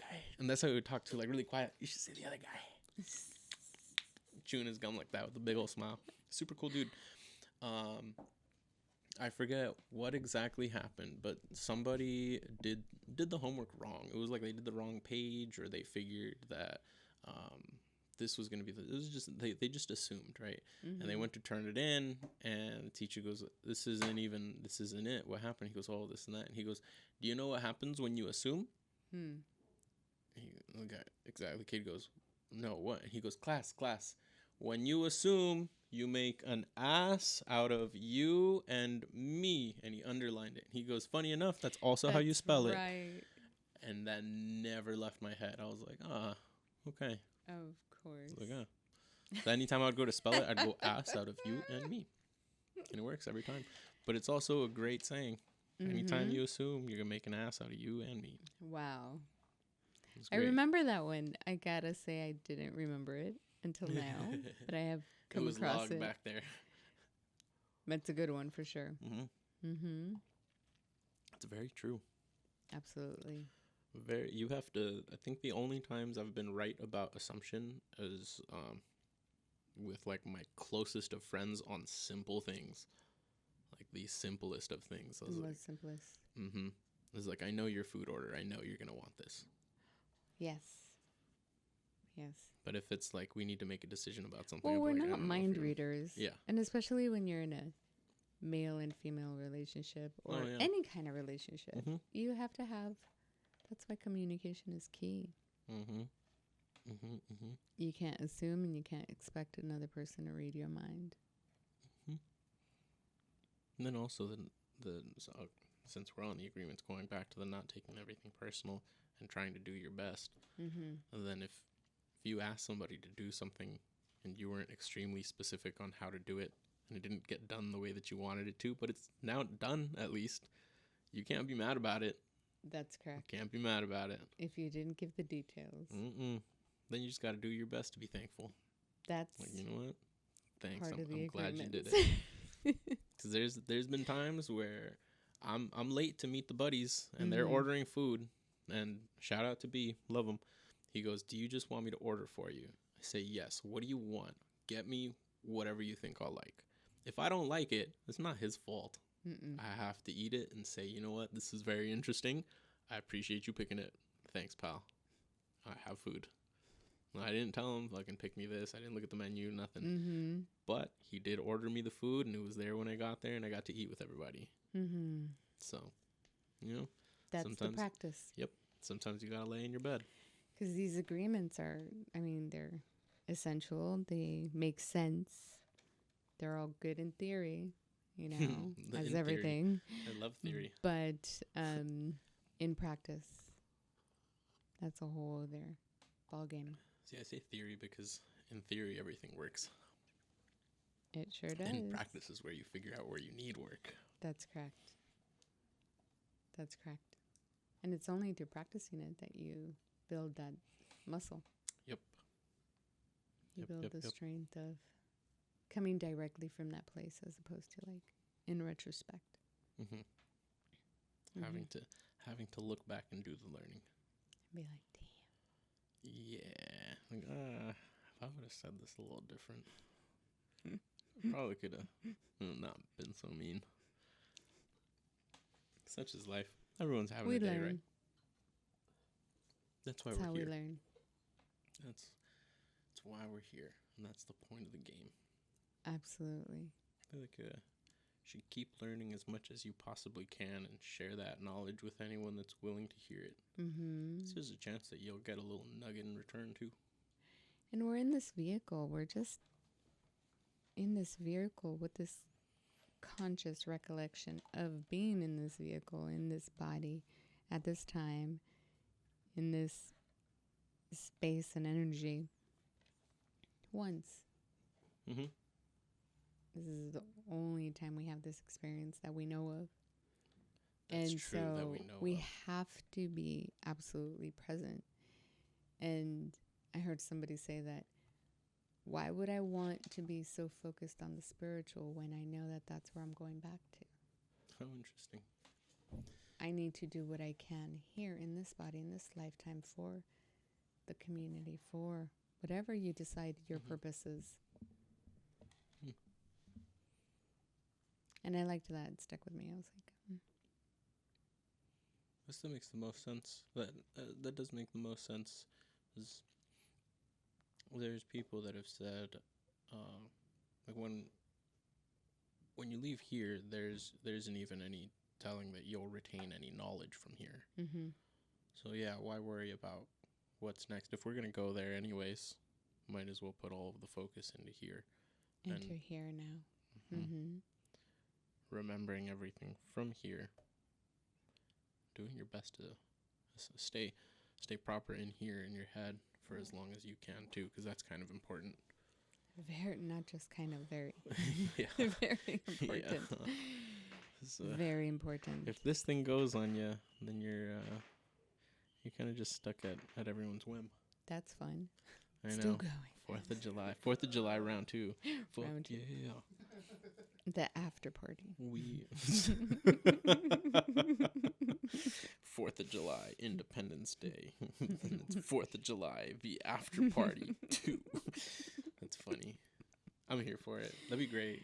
It's a Make 4-day 4th of July weekend. I think movies. it's going to keep going. Oh yeah, what was it? I saw a post this morning that it said, when you wake up Friday morning with Saturday's hangover and it's just the start of the weekend, you know it's a good one. It's like, wow.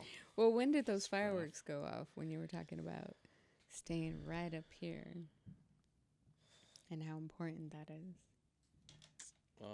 When did they go off? I was We were we were talking talking about about literally just that, Mm-hmm. and then I was wondering to see if they got picked up on the mic, and so I was gonna make it. Well, I guess I did make a 4th of July comment. We did. Yeah, I was gonna acknowledge the fireworks outside the door. That Had was to. the goal. Yeah, there's some things that are like you can ignore a little bit, but then there's some that are just I mean, just they're too there. loud and obnoxious that They're you there. have to kind of ignore it. Absolutely. Absolutely. This certain type of meditation that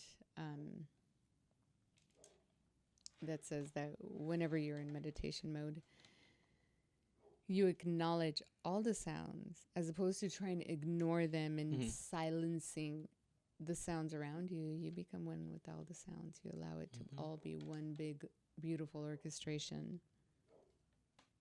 Yes. Mm-hmm. So I that feel was like part of our yeah. orchestration.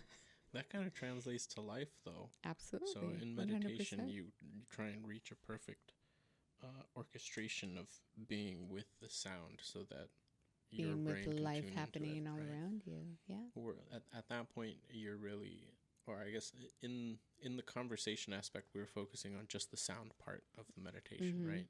Mhm. Now, with life, you're doing that too, because we Mhm. were talking about forcing things or keeping things from Flowing. happening. Exactly. Now, I've talked very heavily, I don't know about on here, but with friends about how being able to adapt is probably one of the best skills that you can have, because life Absolutely. is changing and it changes in Absolutely. every moment. Yes. So, And so many things are coming about, mhm, that you have mhm, no control of. The mhm, only thing you have control of is yourself. mhm. And Robert, how you respond, yeah, your reaction. and that's actually it's very important because that can Mm-hmm. elicit what happens next. Absolutely.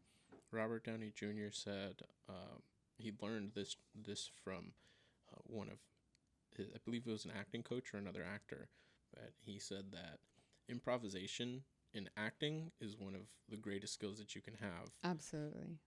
But what most people don't know is that it translates directly to life, because you're improvising every moment. Every day Mhm. is So- a big improvisation. Yep. So the better you get at improvising, the better you'll be at life. Yep. And that clicked with me. I was like, Absolutely.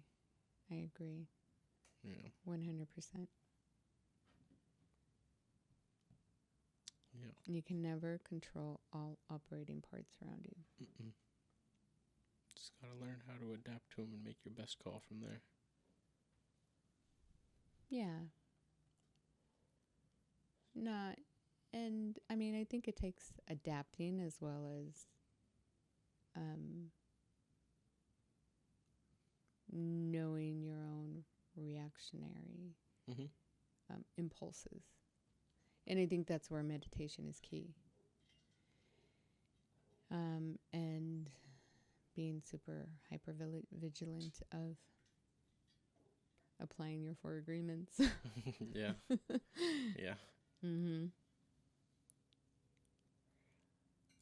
Yeah. Being conscious about it, because it's very easy to just stop. It's very easy to just stop. It's like being consistent with the gym. Mm-hmm. Be good It's for a a week. muscle, Mm-hmm. and that's why they call it a practice. Which, funny enough, the brain Mm-hmm. has zero tissues of muscle fiber. I know. It's all fatty. Yeah. It's all just neurological. Neurological receptors. Mm-hmm. Yeah.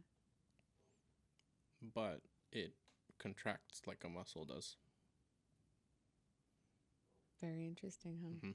Yeah. Yeah. So the brain pulsates Mm-hmm. at 1 to 3 millimeters.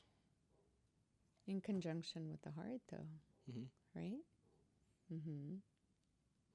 And then I'm sure you've heard of this one, that chess players, like professional chess players, burn thousands of calories. So just sitting there playing a game of chess, they're burning thousands of calories because of the amount of thinking capacity it takes. Mm-hmm. Wow. Yep. No, I've never heard of that. It's nuts. When I heard that, I fascinating. was like, what? Let's And be there's a chess interviews. player. There's interviews of chess players, and after the tournament, they look at, like, you look at them and you can tell, like, They their look face is fatigued. drained, and they are answering questions, like, very simply. It's very similar to like a sports post game conference. Right. You look Right. like, they look taxed. Sure, he's not Fatigued. like super sweaty or anything. Right. Like, he's still nice and looks nice and tidy, but face is drained. Face is drained. Speech, it sounds tired. I can Yeah, see that. It's pretty nuts. Mm-hmm. You'd never think it. Wow. The brain is fascinating. That's for sure. Mm-hmm. But, yes, and, I think it's coherency. Mind and heart. Mind and heart. Mm-hmm. Mm-hmm. So I was thinking right now, as you said, the mind is fascinating, which it is. I thought of how there's some people in the world where they're legit missing a chunk of their skull, and they're still able to live and operate totally fine. They have speech, everything, but missing a chunk of skull and brain. Mm-hmm. Like, okay, so if they're missing a piece and they're still fully functional, Operational. Yeah. where exactly is self stored in brain, or what is self in brain? And then how come there's some people that just barely hit their head on the floor and it's lights out? Right, like, that doesn't make sense. A lot of things don't make sense when it comes to the mind, when it comes to the brain. And those are the miracles of the universe that I am okay with calling it a miracle. Yeah. There is no explanation. Yeah. And there is certain scientific explanations for certain things, but not everything. Yeah. Science is catching up. As much as it can. As much as it can. I think where we're going to see the most advancements as far as the brain and what it is going to be with like cybernetic implants similar to Neuralink. I think they're closer to understanding how the brain works than anyone else. Have you seen or heard of anything with Tesla's newest like trials of Neuralink in their first patient? No. Okay. But I can imagine. Yeah, I forget his name. He was recently on the Rogan podcast. Before you go on with that, just know that most of the probes that were in his brain have been rejected and have been pushed out, and he needs to have it reimplanted. Really? So that's actually false. They weren't rejected. They weren't rejected. What happened I don't know is who to believe. so what happened is they put the implant in and didn't take into account for extra pulsating of the brain, which is what I was talking about, 1 to 3 millimeters. They knew 1 millimeter, but they didn't know that there was variances in brains. So apparently that's a thing too. So brains pulsate, I guess, depending on your person. Some pulsate more than others. Yeah. Their first clinical trial, they didn't take into account or a thing to test for varying pulsation. And at least half of his wires got disconnected because it was pulsating more than anticipated. So there wasn't enough wire to withstand the pulsation. So it got pulled out. It's not that the brain rejected and pushed them out. Got it. Yeah. But Neuralink on the software side was able to go in and do some updates to the Neuralink and actually make it function better with less strands attached. Yeah. So they were able to do some things on the back end afterwards to where their patient is now able to use it at a higher rate than before, and it was more responsive. In what way? It's faster, so he has like a faster connection, and he's now gotten to the point where you can think of like basically he uses it to communicate to a computer, and instead of telling like, okay, I'm gonna move the mouse up, he just looks at the screen, click here. Like that's the thought. Look, click, and it mouse goes and clicks. He's literally just navigating with thought now. It's just open this page, scroll down. Where Well, I saw that happening. I mean, we all saw it in the movies. yeah. But now it's getting there, you know. In real life, yeah. Yeah. So those are the people that I think are going to be the closest at understanding how the brain works. Just because they've already got a step in the direction of how things are firing. I don't know if they'll figure out like where. And I think that the full scope, the full capacity of what our brain function is, will constantly learn something new. Yeah. So we're always seeking for what's next and what's better. And not only that, I think just like we're all different, I think all our brains operate differently, you know? Oh, yeah. If you look at brain scans, they all look different. That's also why we have misunderstandings. Very distinctly different. And again, like I was mentioning, the astrologers that look at the stars and interpret them in different ways. One said that that's supposed to be the story of the previous universe that birthed ours. That's what the constellations are. Correct. That you're seeing the history of. Correct. I was like, that's a really cool way. I like that one. I just like that explanation. I think it would be cool to look up into the sky and think that that's the story of what was before us. Yes, and we're a big part of this absolutely ginormous universe. And we're one little planet. Yeah. You know? Yeah. I mean, and then beyond universes. This is just rock. our constellation. What's our spec? It's, you heard of or you seen Horton Hears a Who? Yes. Yeah, like that.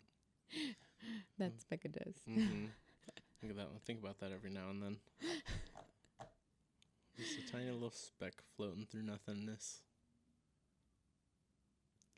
But you know what? We have this beautiful life that we get to experience, and such a beautiful planet. Yes. I love this planet. And Me too. And that makes me think of that song from Ziggy Marley. You know which one I'm talking about? Which song? No. Which one? God, what is it called? Tomorrow People. Tomorrow People? Interesting. The little kid, it starts with this little kid. He comes on and he says, I don't want to go to another planet. I want to save this one. And then he starts singing. And it's like an 80s song, young Ziggy Marley. It's a great song. That's funny. Yeah, beautiful song. This Bob Marley and the Wailers were quite a timepiece, I would say. Timeless. Yeah, Hmm. they're, in my opinion, a huge turning point in society.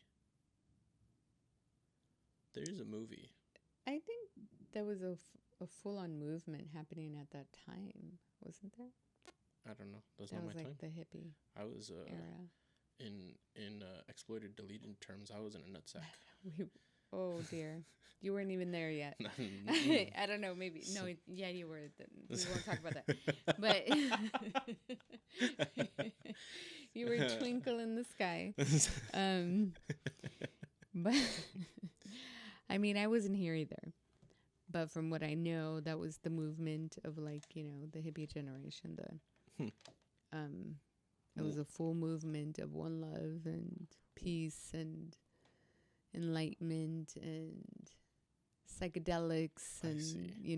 that's Janis Joplin. So That Marley was Marley happened like during the hippie movement, or he towards was he the was tail. towards the tail. I want to say, I see. yeah, So a little bit of overlap. yes, because he started Got late it. '60s. Yo, Mm-hmm. okay. I was like 10 decades late. I thought he was like 70s going into 80s. Well, his early years started in the late '60s, and then he was '70s Oh, I see. to '80s. I didn't know that. Mm-hmm. Did not know that at all. Mm-hmm. Hmm. I know they. I don't know if it's I recently, think but so. they put God, out a movie. don't. Now I want to look it up. But When was Marley? Bob When Marley's did he come up and when was he out? legacy, Yeah. although his legacy continues. Yeah. Mm-hmm. Just his era though, like his Mm-hmm. time on this earth. That's what I'm curious about. And then there's the movie One Love came out. I don't know if you saw I that. haven't seen it. I want He to. was I want to. born in February 6, 1945, Yeah, so he started in his and died I'm just May 20-some. 11th in 81. right, but his music started like And in the late '60s, then correct? Let me see. Bob Marley. Facts, Just facts, facts. tell You're me. probably right because think 45. You're probably Early around like 20s. I'd say Mhm. like late teens, early 20s Mhm. even. Mm-hmm. He was very young when he started, Yeah. and he was more like ska-ish. Mhm. Like his first songs were very Mhm. ska-ish. 1965. Yeah. One You're Love. on the money. Mm-hmm. Oh, it was That was his first 1965, one. right? It was an album. They Oh, released I their see. debut studio album, The Wailing Wailers, which included the single One Love. The Mhm. Wailing Wailers. That's pretty funny. Mm-hmm. I've seen a couple of his documentaries. I didn't see One Love though. Oh, Judge Not came out in 1962. It was his So he single. was So early 60s. Yeah, he 1960s. was part of that movement. Yeah. That's crazy. Mm-hmm. Yeah. What was the question though? How did he come back into the conversation? Doesn't matter. No. I was asking. He was like a timepiece. I didn't know that he was part of the hippie movement, though. I thought the hippie movement had like happened and then he popped up, No, he was definitely part of that whole movement. carried over the energy. He was part of it, This is- definitely. The hippie movement kind of ended with. Why are names slipping me right now? What was the dude that had the cold? Mid-70s. Oh, really? Kind of, I think. Now, was that when was the something Manson in the ranch? Charles Manson. Thank That you. was Charles Manson. I When did they mean, arrest him? I I don't know the whole history and timeline factually to actually speak on it, but I think a huge part of the hippie movement down spiraled after Kennedy got shot, I want to say, That would make a lot of sense. right? Yeah. Because that scared a lot of people. Mhm. And that made them go, whoa. Mhm. Well, that's That's what when I the heard. assassination started happening. Correct. Yeah. I think there's a series of Unfortunate events events. A that series took of place unfortunate events that happened that that nobody could have shifted foreseen anything of. shifted that energy. Um, Not a single thing was planned. Sorry, I wanted to jump in with something really interesting. Yes. Just reading about the hippie movement, but there are historical precedents as far back as the Mazdakist movement in Persia, whose leader, the Persian reformer Mazdak, advocated communal living, the sharing of resources, vegetarianism, and free love. Huh. All the way back in Persia. That's wild. that was what year? 18 A long time ago. I don't 16, even know. 92. But let me 1500. see. Middle Persia also. So Mazdak died in 524 or 528. Well, I mean that's a certain lifestyle, you know. Mhm. I I feel like it was maybe also I easier to do coined that it back in the day. wrong, you know. It's not really the hippie movement, But it was the hippie but movement it's in the the U.S. one, you know, the free love, one love. That was all Marley, though. Huh? That was Marley specifically, though. Like the one love, free love. No, yes, and I think it was, you know, just one generation overall happen where it was happening see. from the mid 60s to the mid 70s. And then I it shifted to see. something different. I see Overall, what you're saying. it was It's the same really message being carried by different boats. overall I think it was, you know, message, unity, community through music, Mhm. which is still happening but in different in different scenarios. What was it like during the period of time that you were in your 20s, just going out and socializing? Was it very open, accepting, and freeing, like In my very 20s? lovable? Yeah. Or was there a lot of pushback and separation between people? Well, my experience, because I was with a lot of people who were had that ideology and philosophy of one love, and I was also with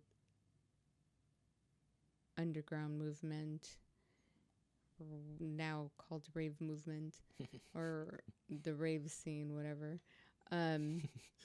culture. But that was also a certain type of unity through dance. And on the dance floor, everybody was peace. It was love. There was nothing like that. I had a good friend who recently passed. Rest in peace. And he created this one rave, which kept, I don't want to call it a rave, but it was a dance party called Family. That's cool. Mm-hmm. I forgot what it stood for. Oh, and it was an acronym. It was an acronym. That's yes. even cooler. And it was something about friends and family, friends and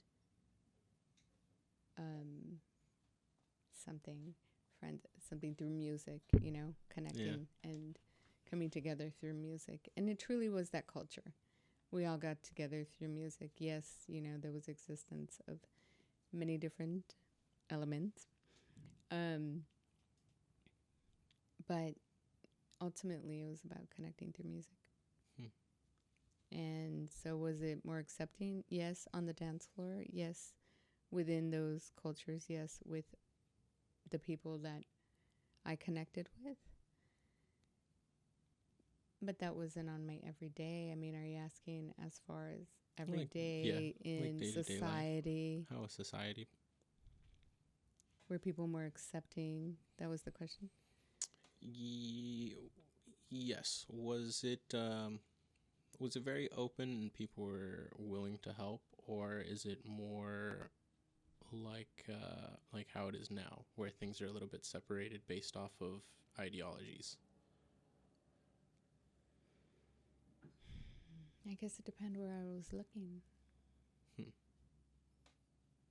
That's a I good want to answer. say that because, you know, there was certain spaces I would experience that. Mm-hmm. And then there was the spaces where It didn't even It's complete. exist. No, it did not even exist. That's a good answer. And That's I an want to answer. say it had to be because of the lenses I was looking at it, Hmm.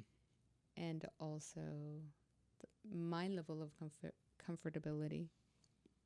Who's to say if I was comfortable completely 100% in my skin in every space that I walked in, was I going to find that? Mm-hmm. You know, they say that you attract what you put out. Mm-hmm. And I believe that. That's just a very rhetorical way of answering, but No, I mean, I think it's a great answer. Depends on where you were looking, and I think that's an answer that holds even for today's day and age because absolutely. And that's why I depends said on where it. you're looking. Yeah, It you're really very, very does. right. Mm-hmm. Because I could say the same. There's places where I've gone to, and I could tell nobody cares.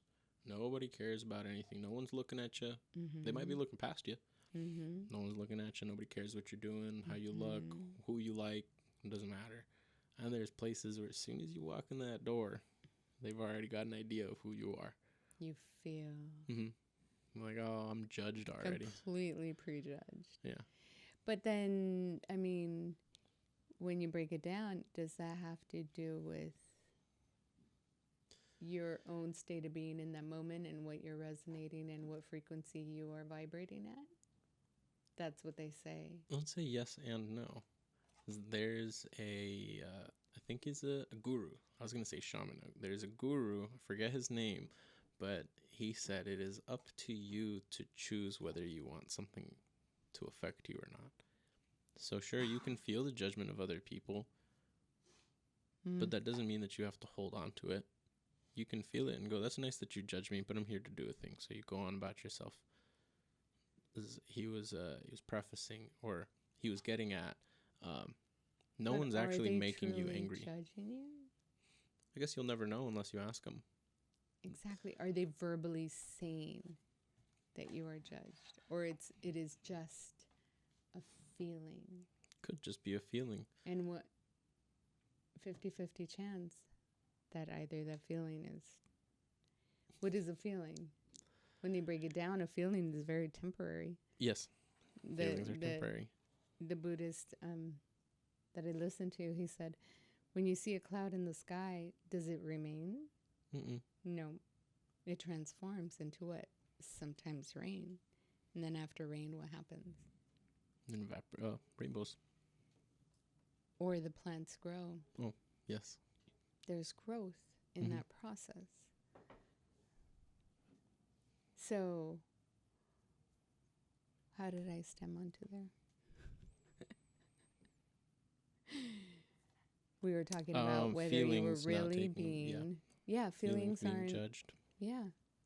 Yeah. And sometimes, our instincts are usually right. Yeah. So, yes, maybe there was some kind of judgment percolating there. But like you said, your teacher said, or somebody said, the Buddhist guru said that it's up to you whether you accept those judgments. That came from, he was talking about when someone is making you angry, they're not making you angry. They're doing things that can make you angry, but you're choosing to get angry. So, That's a choice. Yeah. Everything's a choice. Absolutely. But you have to be very, very, very conscious of what you accept and what you don't. Because there's certain energies that are just out there percolating, waiting to be absorbed. And it's hard, too. That's a practice. It's hard. It's hard. If something is happening that can make you angry, the inherent response is to get angry. And it's hard to, once you've already had that mindset of, I don't like this happening, it's hard to bring yourself to level when it's happening, if that makes sense. Yes, because, and I heard this from a psychologist that said that we are in a culture that demonizes anger, when actually anger is a natural human response. Oh, yeah. So, but there's something to learn there. So if we just feel it and don't Act upon it. don't act upon it, but just learn from it, just take it as it's an alarm. Mm-hmm. Take a step back and observe it. What is this flaring up in me? Yeah. What has elicited this response? Yes, exactly. Why is this? They say that anger usually is from a response of something in you is being triggered. Mm-hmm. Yes.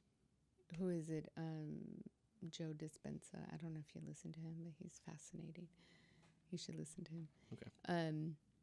But he says that everything that you remember, and that has emotion along with it, that's all. Your emotions are a record of the past. Yeah, that's good. I like that. Yeah, that's true. Me too. So every emotion is an elicited response to a trauma that has happened in the past. That is correct. Or maybe even not whatever a trauma, but you are continuing to re-experience is because it triggers that same response. That response or that emotion is connected to your previous, whatever it is, trauma that has not been resolved. Yeah. And that you keep recreating that. And because, we operate on patterns, we're choosing to continue to recreate that. Unless we choose differently, unless we get really quiet and meditate and choose differently. Yeah. It's interesting that you say that, because I've always said that life will continue to teach you, or continue to present you the same lesson until it has been learned. Yes. You'll find yourself in the same situation, whether it's different environment or different people, the situation or what you're in is still going to be the same. Will look similar. Yeah, absolutely. I agree with that. You haven't learned how to get out yet. Or not necessarily get out, but create something different. It's a better way to put it. Yeah, because we are always have to get out. Creatures of habit. And it's by default because our brain is, and our emotions and our moderator of our emotions is strictly for survival. And I get this from Joe Dispenza también.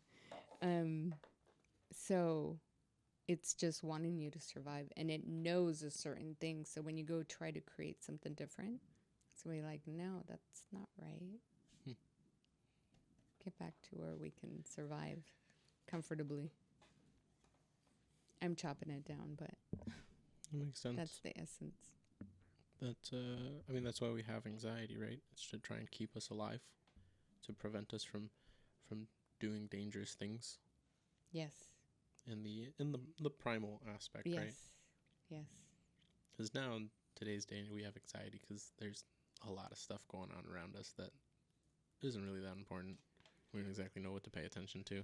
There's so many stressor possibilities when it comes down to it. Driving, for example. I genuinely do not believe that the majority of people on the road comprehend how dangerous driving actually is. Can be. Yeah. Is that everyone is operating at least a 5,000 pound metal box that moves very fast. Yep. It's a huge responsibility.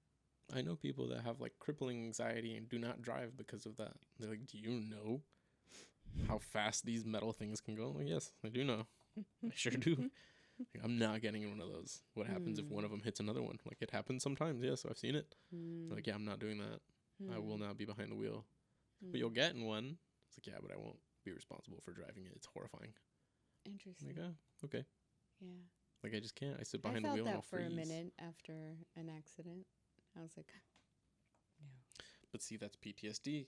Yeah, it is. That's emotional response to something that has happened. Absolutely. Because that happened to me as well. Absolutely. The I'm first- sure. I yep. can only imagine. Well, after this one, not really. Mm. After this last one, not really. But I also think because I can't recreate the environment. Like, I Mhm. haven't sat back on a bike and gotten on the road. Like, that That's might correct. make me feel a little something, you know. Uneasy. Yeah. Yeah, but like, I drive a large truck, so I'm in and it's an older truck that's actually So you steel. feel very So protected. I feel very Totally. comfortable in my truck. So I have like it doesn't bug me. But the first car that I had, I rear-ended somebody on the freeway. It was a 96, so I totaled it. The frame got bent, but I was in the left lane on the 5 passing through Burbank. And it didn't even dawn on me, but the next time I was passing through that area, I got close, I went all the way to the right, and I slowed down to 55, and then I merged all the way back to the left, and then I sped back up without thinking about it. And then I realized what I did, and I was like, oh, that was weird.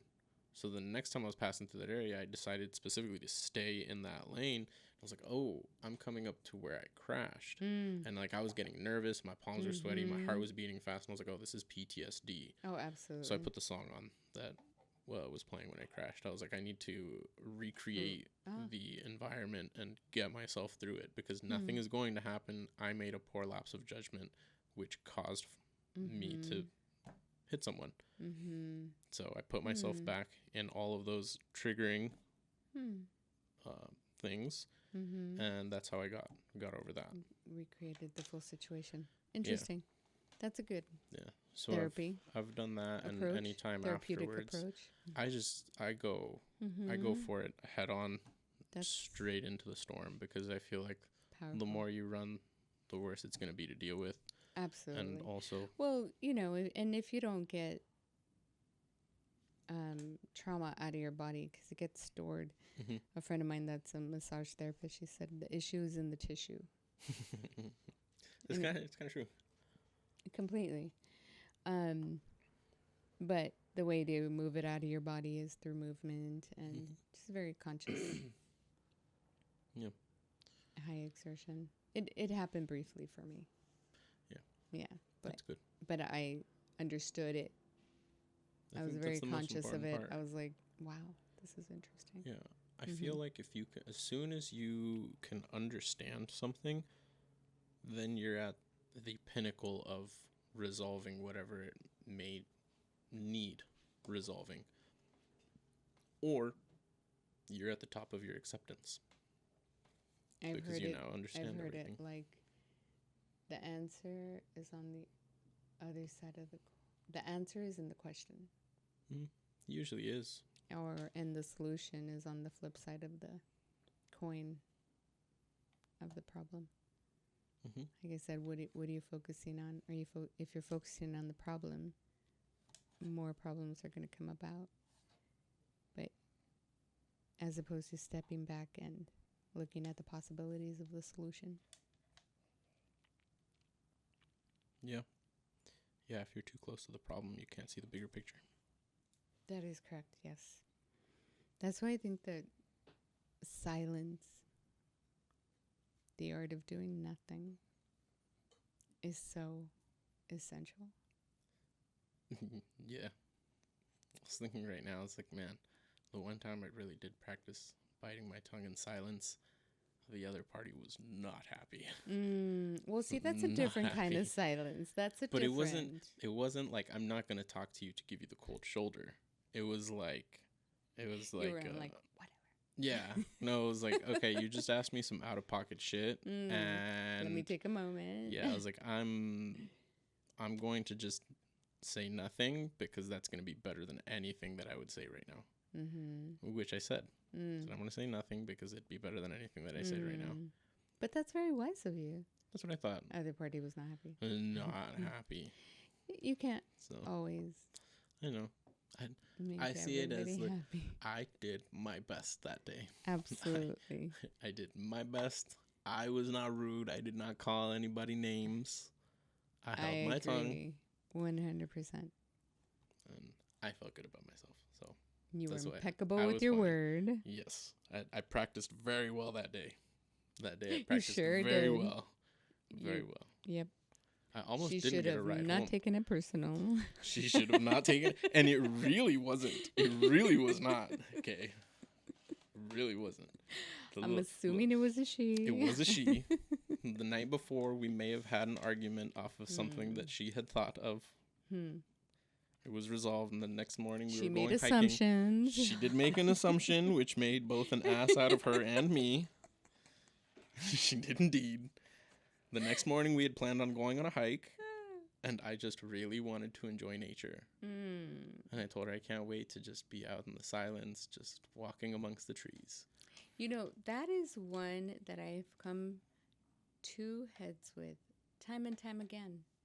Trying to go to nature and be in silence with anybody else. Mm. If I want to go into nature and be in silence, I better be alone. You go by yourself. That's You funny. cannot expect that That's funny. from anybody unless they totally get you Yeah. 100%.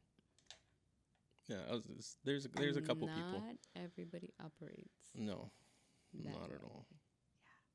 But I was very excited to go on a nice little hike, and it was my birthday too. I'll throw that in there. Oh, It was my birthday. Wow. And pretty much she started the conversation or restarted the conversation that we had finished last night on her assumption while we were hiking. Mm-hmm. And I said, I don't have anything to say on this topic anymore. I'm just going to enjoy the hike. And she kept badgering. And by the end, she was like, I drove you here and I could just leave you here, right? And I was like, wow. yes, I do know that. She was like, and that doesn't bother you? And I was like, I have my phone. I could call an Uber. Mm. And she was like, wow. She left and waited for me at the car. It's like, how Yeah. nice of you. How nice of you to try and elicit a response out of me. I was not having it that day. I was like, trying to be chill here. Excuse me. Trying to enjoy my And afternoon. in those circumstances, it's kind of, I think there's friction on both ends because you really had one mindset. You were did. like, you were tunnel vision. You were like, I'm going to enjoy nature. I don't want to talk about this right now. And she had her own. I remember locking in too. I remember it because it was early. She asked me and I was like, I'm not having this conversation anymore. She was like, well, at least tell me this. And I was like, I'm not going to say anything because it would be better than what I would say. And after that, I shut my mouth and she kept on. And I boots in the ground. I was like, I'm not talking on this topic anymore. I am done. Which, yes, I probably could have chosen to go a different route and Which maybe would have been I'd talk to her and having a diffuse. And conversation. yes, but Diffuse the situation. did I want to do that? No, I was selfish in that period of time. So It was your birthday. it was my birthday. It was We my all birthday. get a little. That's true. When it comes to my birthday, time. I It's get- my birthday. You know. yeah. When it's my birthday, when I say goes, it's me. It's me. eyes on me. This is my day. I tell my friends, this is what we're doing. They're like, can we change? No, we can't change nothing. You show up or you don't. You're lucky. You have a birthday. I You- have a birthday New Year's. True. It's Happy New Year. Oh, happy birthday, Auntie Olga. Happy New Year. Yeah. That's true. I forget because it's My New Year's whole and I am life. sorry. No, it's That's okay. okay. I didn't bring it up for that reason. No, don't be sorry. Well, no, it's I because I have forgot. learned I forgot your birthday was To on New Year's. appreciate it and love it for what it is. And I'm like, dude, the world celebrates my birthday. That's I mean, true. I don't need it to be Every acknowledged. party is for you. I know it's my birthday. Yeah. It's true. Some big You old parties going on never from have everything. to throw a party. Always have parties to go to. That's funny. It's so funny. But it does do something to you. I always wonder how it is to have a birthday, not part of a bigger If international somebody celebration. plans it, really nice. Really nice. You feel celebrated. Oh, I did feel that once. I did Okay. feel that a couple of times. Yeah. I definitely did. Yeah. I would say- that's why I have my party week. I Nice. implemented that There as you soon go. as I heard about it. I'm like, oh yeah, Mhm. and then a month. Yes, I'm on board. I do the month too. I mean, It's August. Yes, I'm here for only it. comes once a year. I'm here for it. I'm here for it. Look, we start small in the beginning of the month, right? Let's And take then it it gets easy. to the birthday, we're like up here, and then we cruise it back down into September. You know, it's nice. It's awesome. Nice. It's the way to do it. Mhm. Mm-hmm. Birthdays are cool. It's nice to celebrate people. I think so. I think people deserve You to be know, celebrated. I went to a doctor's office today, and both of the front desk ladies had birthdays this week. One today and one on the 3rd. And so they got this big old like birthday song. It was great. And I was so distracted trying to fill out papers. I'm like, how cool, you know? So she's like, people don't celebrate birthdays much anymore. She's like, and it's really cool that somebody did that for us. Like, I never heard that though. How is that? I always celebrate birthdays. You're not that important. we You're are not that special. That's what it is now. You're not that special. Don't take yourself so serious. Wow. The 3 of you guys finding out my birthday like 2 weeks after it. Oh, yeah, I know. Well, if you're not telling anybody, Yeah, I know. you gotta shout it out to the world. Yeah, I we're don't like, care. it had like came Well, up. yeah. It like came up in conversation, and we were like, "Hey, Daniel, when's your birthday?" Oh, this day, and we're like, "You mean 2 weeks ago, bro? Really? Yeah. Like, is that why you asked to not come in? Yeah. I came in. I know, but it's a joke. Yeah. It's for the joke. I came in, and that's how little I care. Yeah. It's just another day to me. We should celebrate. Honestly, I believe every Mhm. day like it's our Yeah, birthday. that's why I don't care Because about you a never, birthday. yeah. True. I get that, and I like that, and I But- know some people that feel the same way. A But, lot of look, people I actually. get it. I I- get it. I But know a lot also- of people that don't Same. make a big deal out of their birthdays, but I'm like, Same. Alex, he is one. my son. He's like Cool. I'm older. doesn't make a big deal out of it. He was But sweet. also his father's like that too, which Oh. I appreciate. I'm like, yeah. okay. I My- mean, play maybe part that of it. My influenced family him hates a little it, but bit, every but birthday I'm like, yay, 1 year closer to dying, let's go. when you're what? 1 year closer to dying, let's go. Okay. Well, that's one way to see it. Yeah. Just, the opposite of what most people I celebrate. definitely wake up every day and I'm grateful for another day. Mm-hmm. Every day is a birthday. It's Mm-hmm. you're birthing a new day. This is The sun goes up, the sun goes down. so cliche, but that's why it's called the present. It's because every day is a Absolutely. gift. Is a gift. Every day. And Okay, it's Master not Oogway. cliche. Kung Fu It Panda. is the way. This is the only way. The way. This is the way. Yeah. Stay in the present. Always. Always. You have to do your Truly. best too. Do your Do your best. best too. Mm-hmm. That stupid saying I heard. It's like it must be Christmas because I'd be blessing all you motherfuckers with my presents or something like that. It's pretty funny. It just popped into my head. It's pretty funny. It must be your birthday or something like that. See, I get the That whole dark humor. yeah. I love that. I'm here for it. I'm here for it. I see. Yes. Well, literally the first joke that I made, was like an hour after surgery. Oh. Yeah, nurse came in, gave me. She was like, "Here, you have your remote. You have water next to you. You need anything else?" And I said, "A left foot." Oh And my they went, I'll see you in the morning. I was like, all right, well, not the right crowd.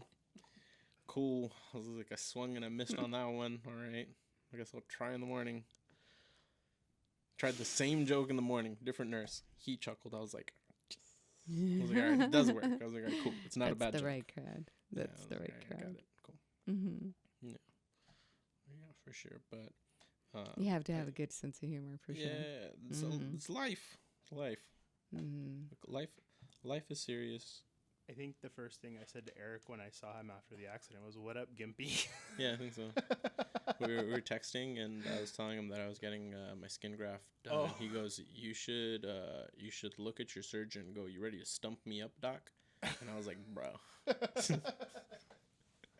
it's so funny, so funny. Wow. It's hilarious. I thought it was Keeps so you on funny. your toes. Yeah, all 5 of them. Well, you have 7 now, right, with the prosthetic, because it has like 2 big toes. Oh yeah, technically speaking, Oh my I guess goodness. so. We're getting You got technical. two fiber toes. The splits like that. We're getting technical. Yeah, I always tell Eric, if you don't laugh about it, you're gonna cry. that's true. It's true. Might as well make a joke out of it. But yeah, I get the not wanting to celebrate yourself because it feels very ego inflated and big headed. But also, I feel like in You this day should and celebrate age, yourself. yes, not enough people do celebrate themselves or pat themselves on the back. I'm a big proponent of be your biggest cheerleader because some people don't have any. You can't wait for it. You gotta believe in yourself so much that you're the only one that thinks it's possible. So celebrate yourself. It's one time a year you were put on this planet. You made it again. Exactly like you said. You didn't die. Good job. That's something. It's pretty easy to die. So, if you made it around the earth There's again. so many The possibilities. easiest thing to do. Living is the hard part.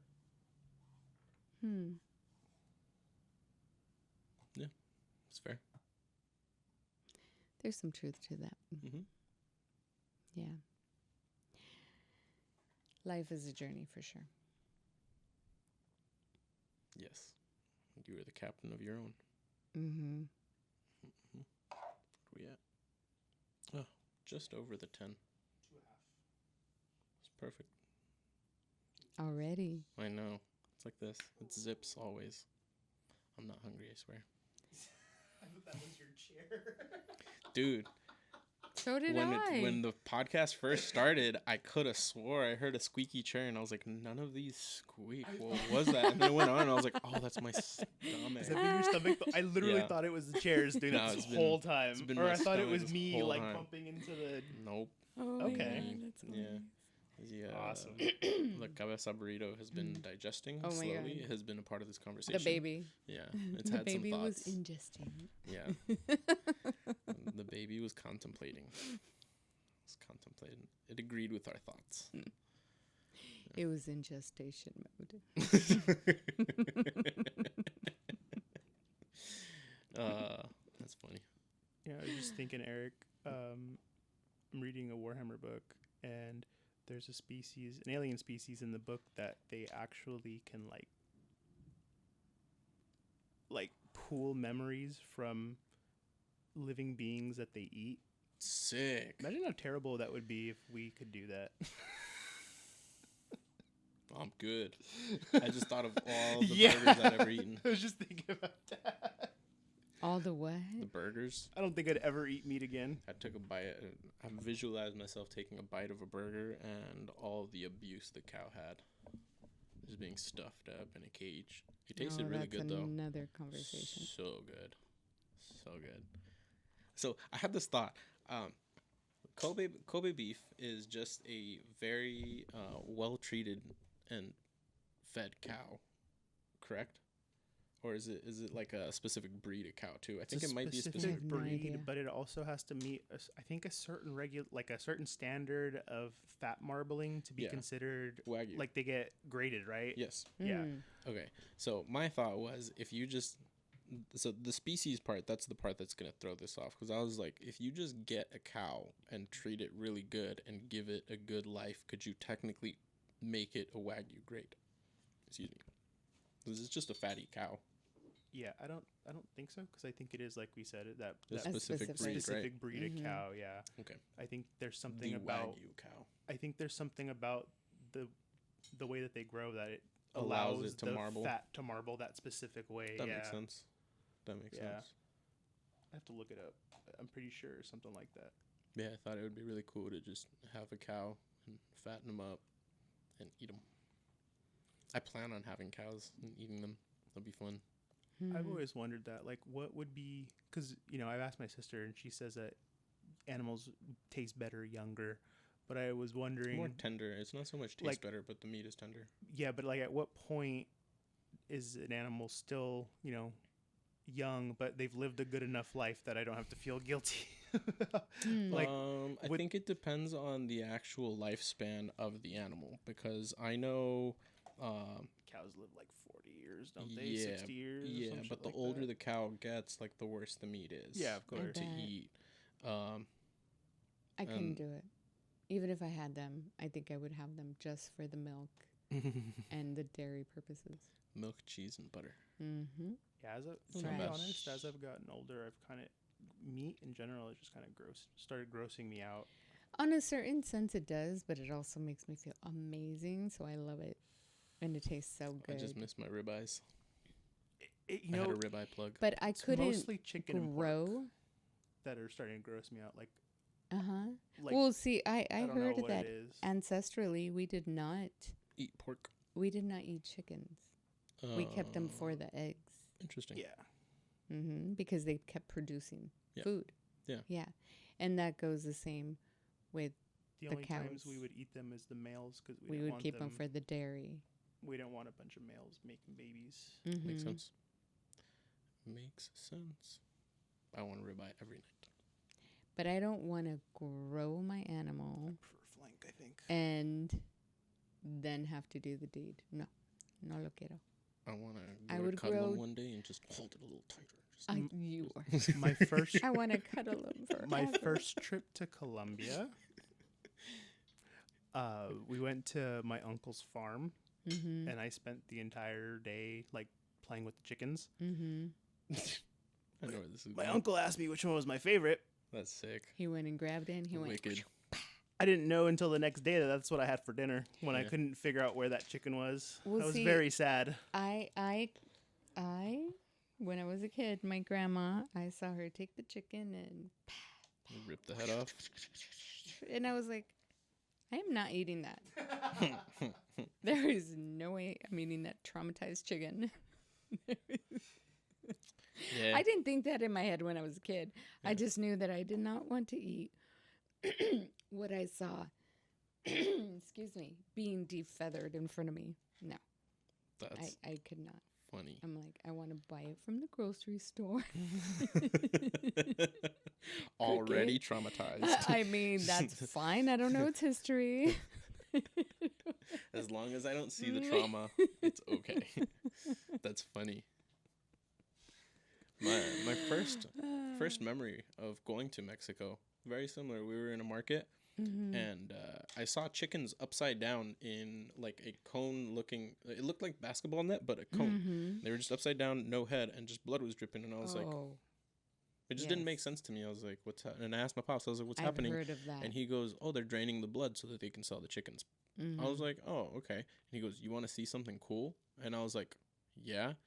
So he tells the guy that was selling the chickens, he was like, I forget what he said, but he told him something. And the guy goes, oh, he grabs the chicken by the head, spun it a couple times, and he went and pulled the chicken's head Snapped it right off. And the chicken hit the ground, flapped its wings, and started running around.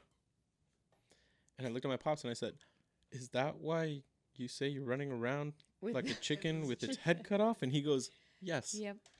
And I went, oh, that saying makes sense to me now. Completely. Yeah, I wasn't like, oh my God. No. It didn't click to me like, wow, they just popped the chicken's I head don't off. wanna How see wild. Don't show me. Just bring it to my table. It's so interesting, the things that click in your head. Because like, it wasn't until I was older, I was like, wow, I was a little 6-year-old kid in Mexico just watching a chicken get his head popped off. Apparently, it's a pretty common method. You pop a chicken's head off. Because It's very I saw a video. A guy grabbed the legs, he pulls it down, and he karate chopped the head. And the head right off. And then he held the chicken off. I assume he was showing people how to behead the chicken. It's wilder to think that like 100 years ago we would have been doing it too. Yeah, it's true. yeah, if I was starving, if I couldn't go to the store to buy it, I would. Like a cool 2 to I know 300. my ancestor. I know my grandma did it in front of me. True. Cool 200 to 300 years ago, we were beheading each other to the gods for rain. I mean, some of us are still doing that. That's true. That is true. There's some tribes still doing beheadings for rain. There's countries still doing that. Not for rain, though. Beheading. Not for rain. No, for Drugs. absurd purposes. What's that one island that's like super cut off from the world, but they're super hostile? Well, the one that King Kong is on. Sentinel Island or something like don't know. that. Something. It's a tribe. I think they're dying off, but they're The cannibals? I think they are cannibals, but they're super like hostile to any attempts to try and make contact with them. Like Sounds familiar. they've killed multiple people that have Yeah. tried to Go and go. see even what they're doing. Wow. Yeah, it's pretty wild. It's a wild If I'm not world mistaken, out there. as soon as any species enters cannibalism, something happens to their brain. Like the way they start thinking changes. There's because everyone food now. It's fair. That's fair. Easy. Yeah. Yeah, Easy. You go like it's like primalistic on steroids, pretty much. Probably. Go back to It's like your most animalistic thoughts. I can see how that would be. I think it goes even beyond that though, because it's cannibalism for most species is like the antithesis of what what they're trying to do. Yeah. Hmm. Yeah, I think I don't know. I think it's a very odd backslide into just self-destruction. Well, that's why any species that goes into cannibalism is Yeah. just bad. It's just a downhill spiral. Like nothing good ever comes from Yeah. cannibalism. It's odd. It literally causes like I don't know if physiological is physical, correct? Like if you say a physiological change, it doesn't cause a psychological change. It legitimately causes a psychological change in the brain I that can cannot imagine. be fixed. I can imagine. Yeah. There's no going back. Well, that's what they used to. There was didn't they called cannibals like ghouls or something like that, right? That's Yeah. kind of like where that came from, the whole zombie thing. Yeah. Part of that. Mm-hmm. Yeah, like the used to dehumanize cannibals for that reason. But I guess in a sense it's true, because at that point you're literally just a predator. You're no longer just human. What's the latest recording of cannibalism? I mean, there are. That has Wi-Fi. I know, but I just leave it there with the audio. That's fair. Let's see. Cannibalism. Would you ever eat human? No. Why not? What if it was like served in like a really nice like a nice spaghetti? No, thank you. Not with my knowledge of it. Oh, okay. Do you know what I mean? I do.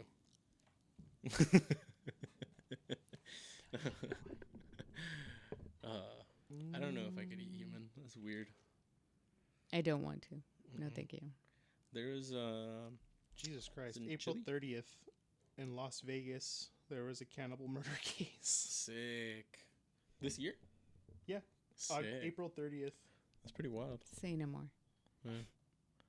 There was I think it was a team of either Argentinian or Chilean rugby players that got stranded in the mountains on their way to a tournament, and they survived by eating pieces of the frozen. I've heard a lot of those stories. And then you wonder and you ponder, well, if I was starving and I was Would you? stranded, Yeah. would I? I don't know. I think I'd eat all the roughage in the area Whatever there is, first. yeah. Damn. So, in that specific story, that wouldn't have been possible because they landed in snow. They were just surrounded by ice. So they were. There's a movie on it. Either die or eat the. Yeah. Yeah, there is. There's a seen movie the on that movie. one. I saw that movie with Alex, and I was like, "What a wild experience, man!" No, thank You get so hungry to the point where you're looking at your best friend frozen. You go, "Do I eat him to survive?" In the name of living. In the name of living. Honestly, that would be the best situation for cannibalism, getting lost in the mountains like that, because it gives you plenty of time to think it through. Just meat's being kept frozen. I mean, but that's Yeah. a different Preserving. situation. In this movie, which is nuts about this movie, you see them go through the whole thought process of like, these are people that we knew. We I knew these remember. people. Trying to justify it, yeah. I remember. And they And would go, they the would want animal us. instinct and then the survival instinct or the hunger drove them to those decisions. Mm-hmm. That's why I say dogs are better than cats, because cats will just immediately eat you if they discover that you are dead, because they know that food will no longer come. So they just they'll eat you. Not dogs. Poor cats. Yeah. Dogs will sit there and they'll cry and they'll be really sad until they get to like a dying starvation, and then they'll eat you. Or they'll just die. Or they'll just die. Yeah. Yeah. That's how you know dogs are friend. Cats, assholes. Pigs too. Remember that one story? True. That old Well, man. Pigs don't even fucking care. Yeah, you'll trip, they'll eat you. That old man.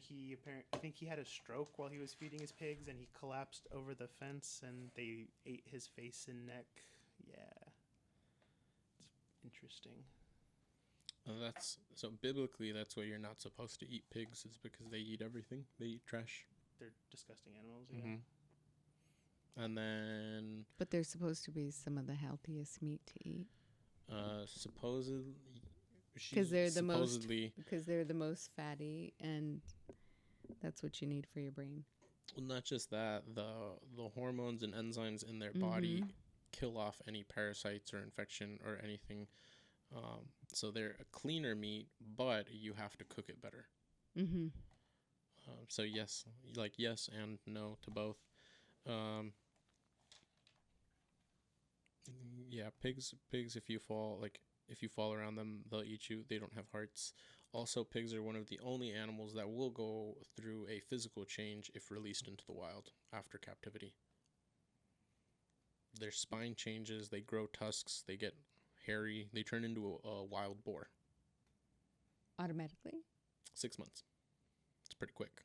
Are you serious? 100%. Every single pig Every pig, like will every farm pig, transform if released into the into a wild, boar. 6 months. Is that a fact? It is scientific The fact. little pink, cute Yep. pigs Wilbur, the pig has from the Charlotte's Web. possibility to turn into a boar. A Wow, I murdering didn't. I machine. never knew that. Yeah, there's something in their DNA encoded that once they if they are captive, they don't need to fend for themselves. Everything is given. They're like cute little fat sacks. They can still hurt you, but they're cute little fat things.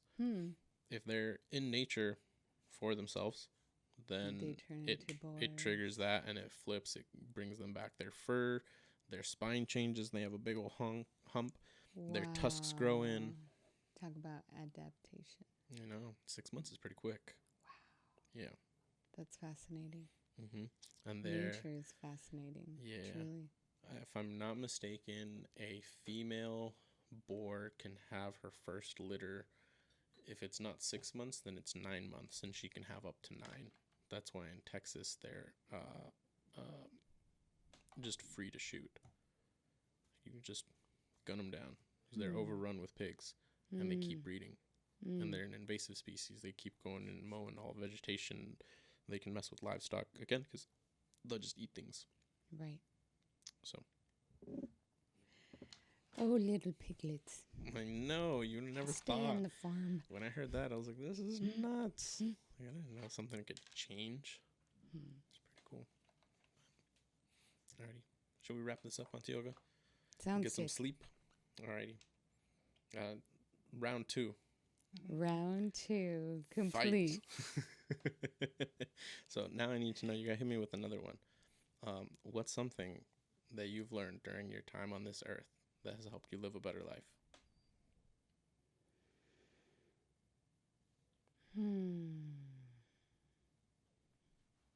I'm trying to come from a different place. I know what I said on the first podcast or round 1.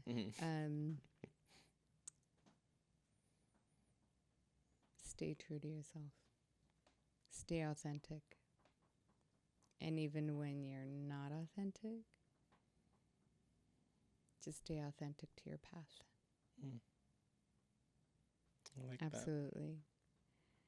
that. Always Up to you. operating from your heart as much as possible.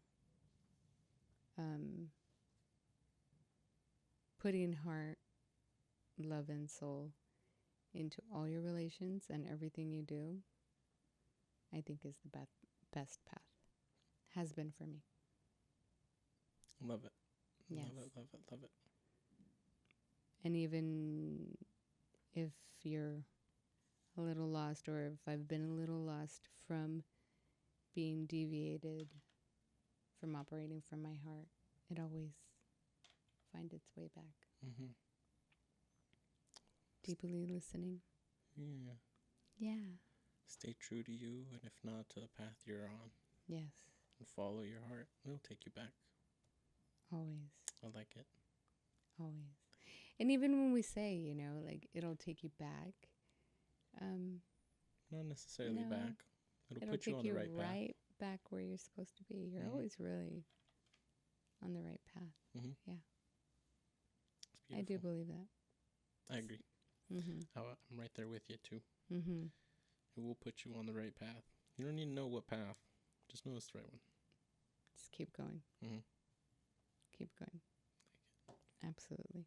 That's yoga. Thank you. Thank you. I appreciate it I always. love this space, and Thanks. I look forward to coming back time and time again. Yes. More conversations with my tia. Yes. Conversations with my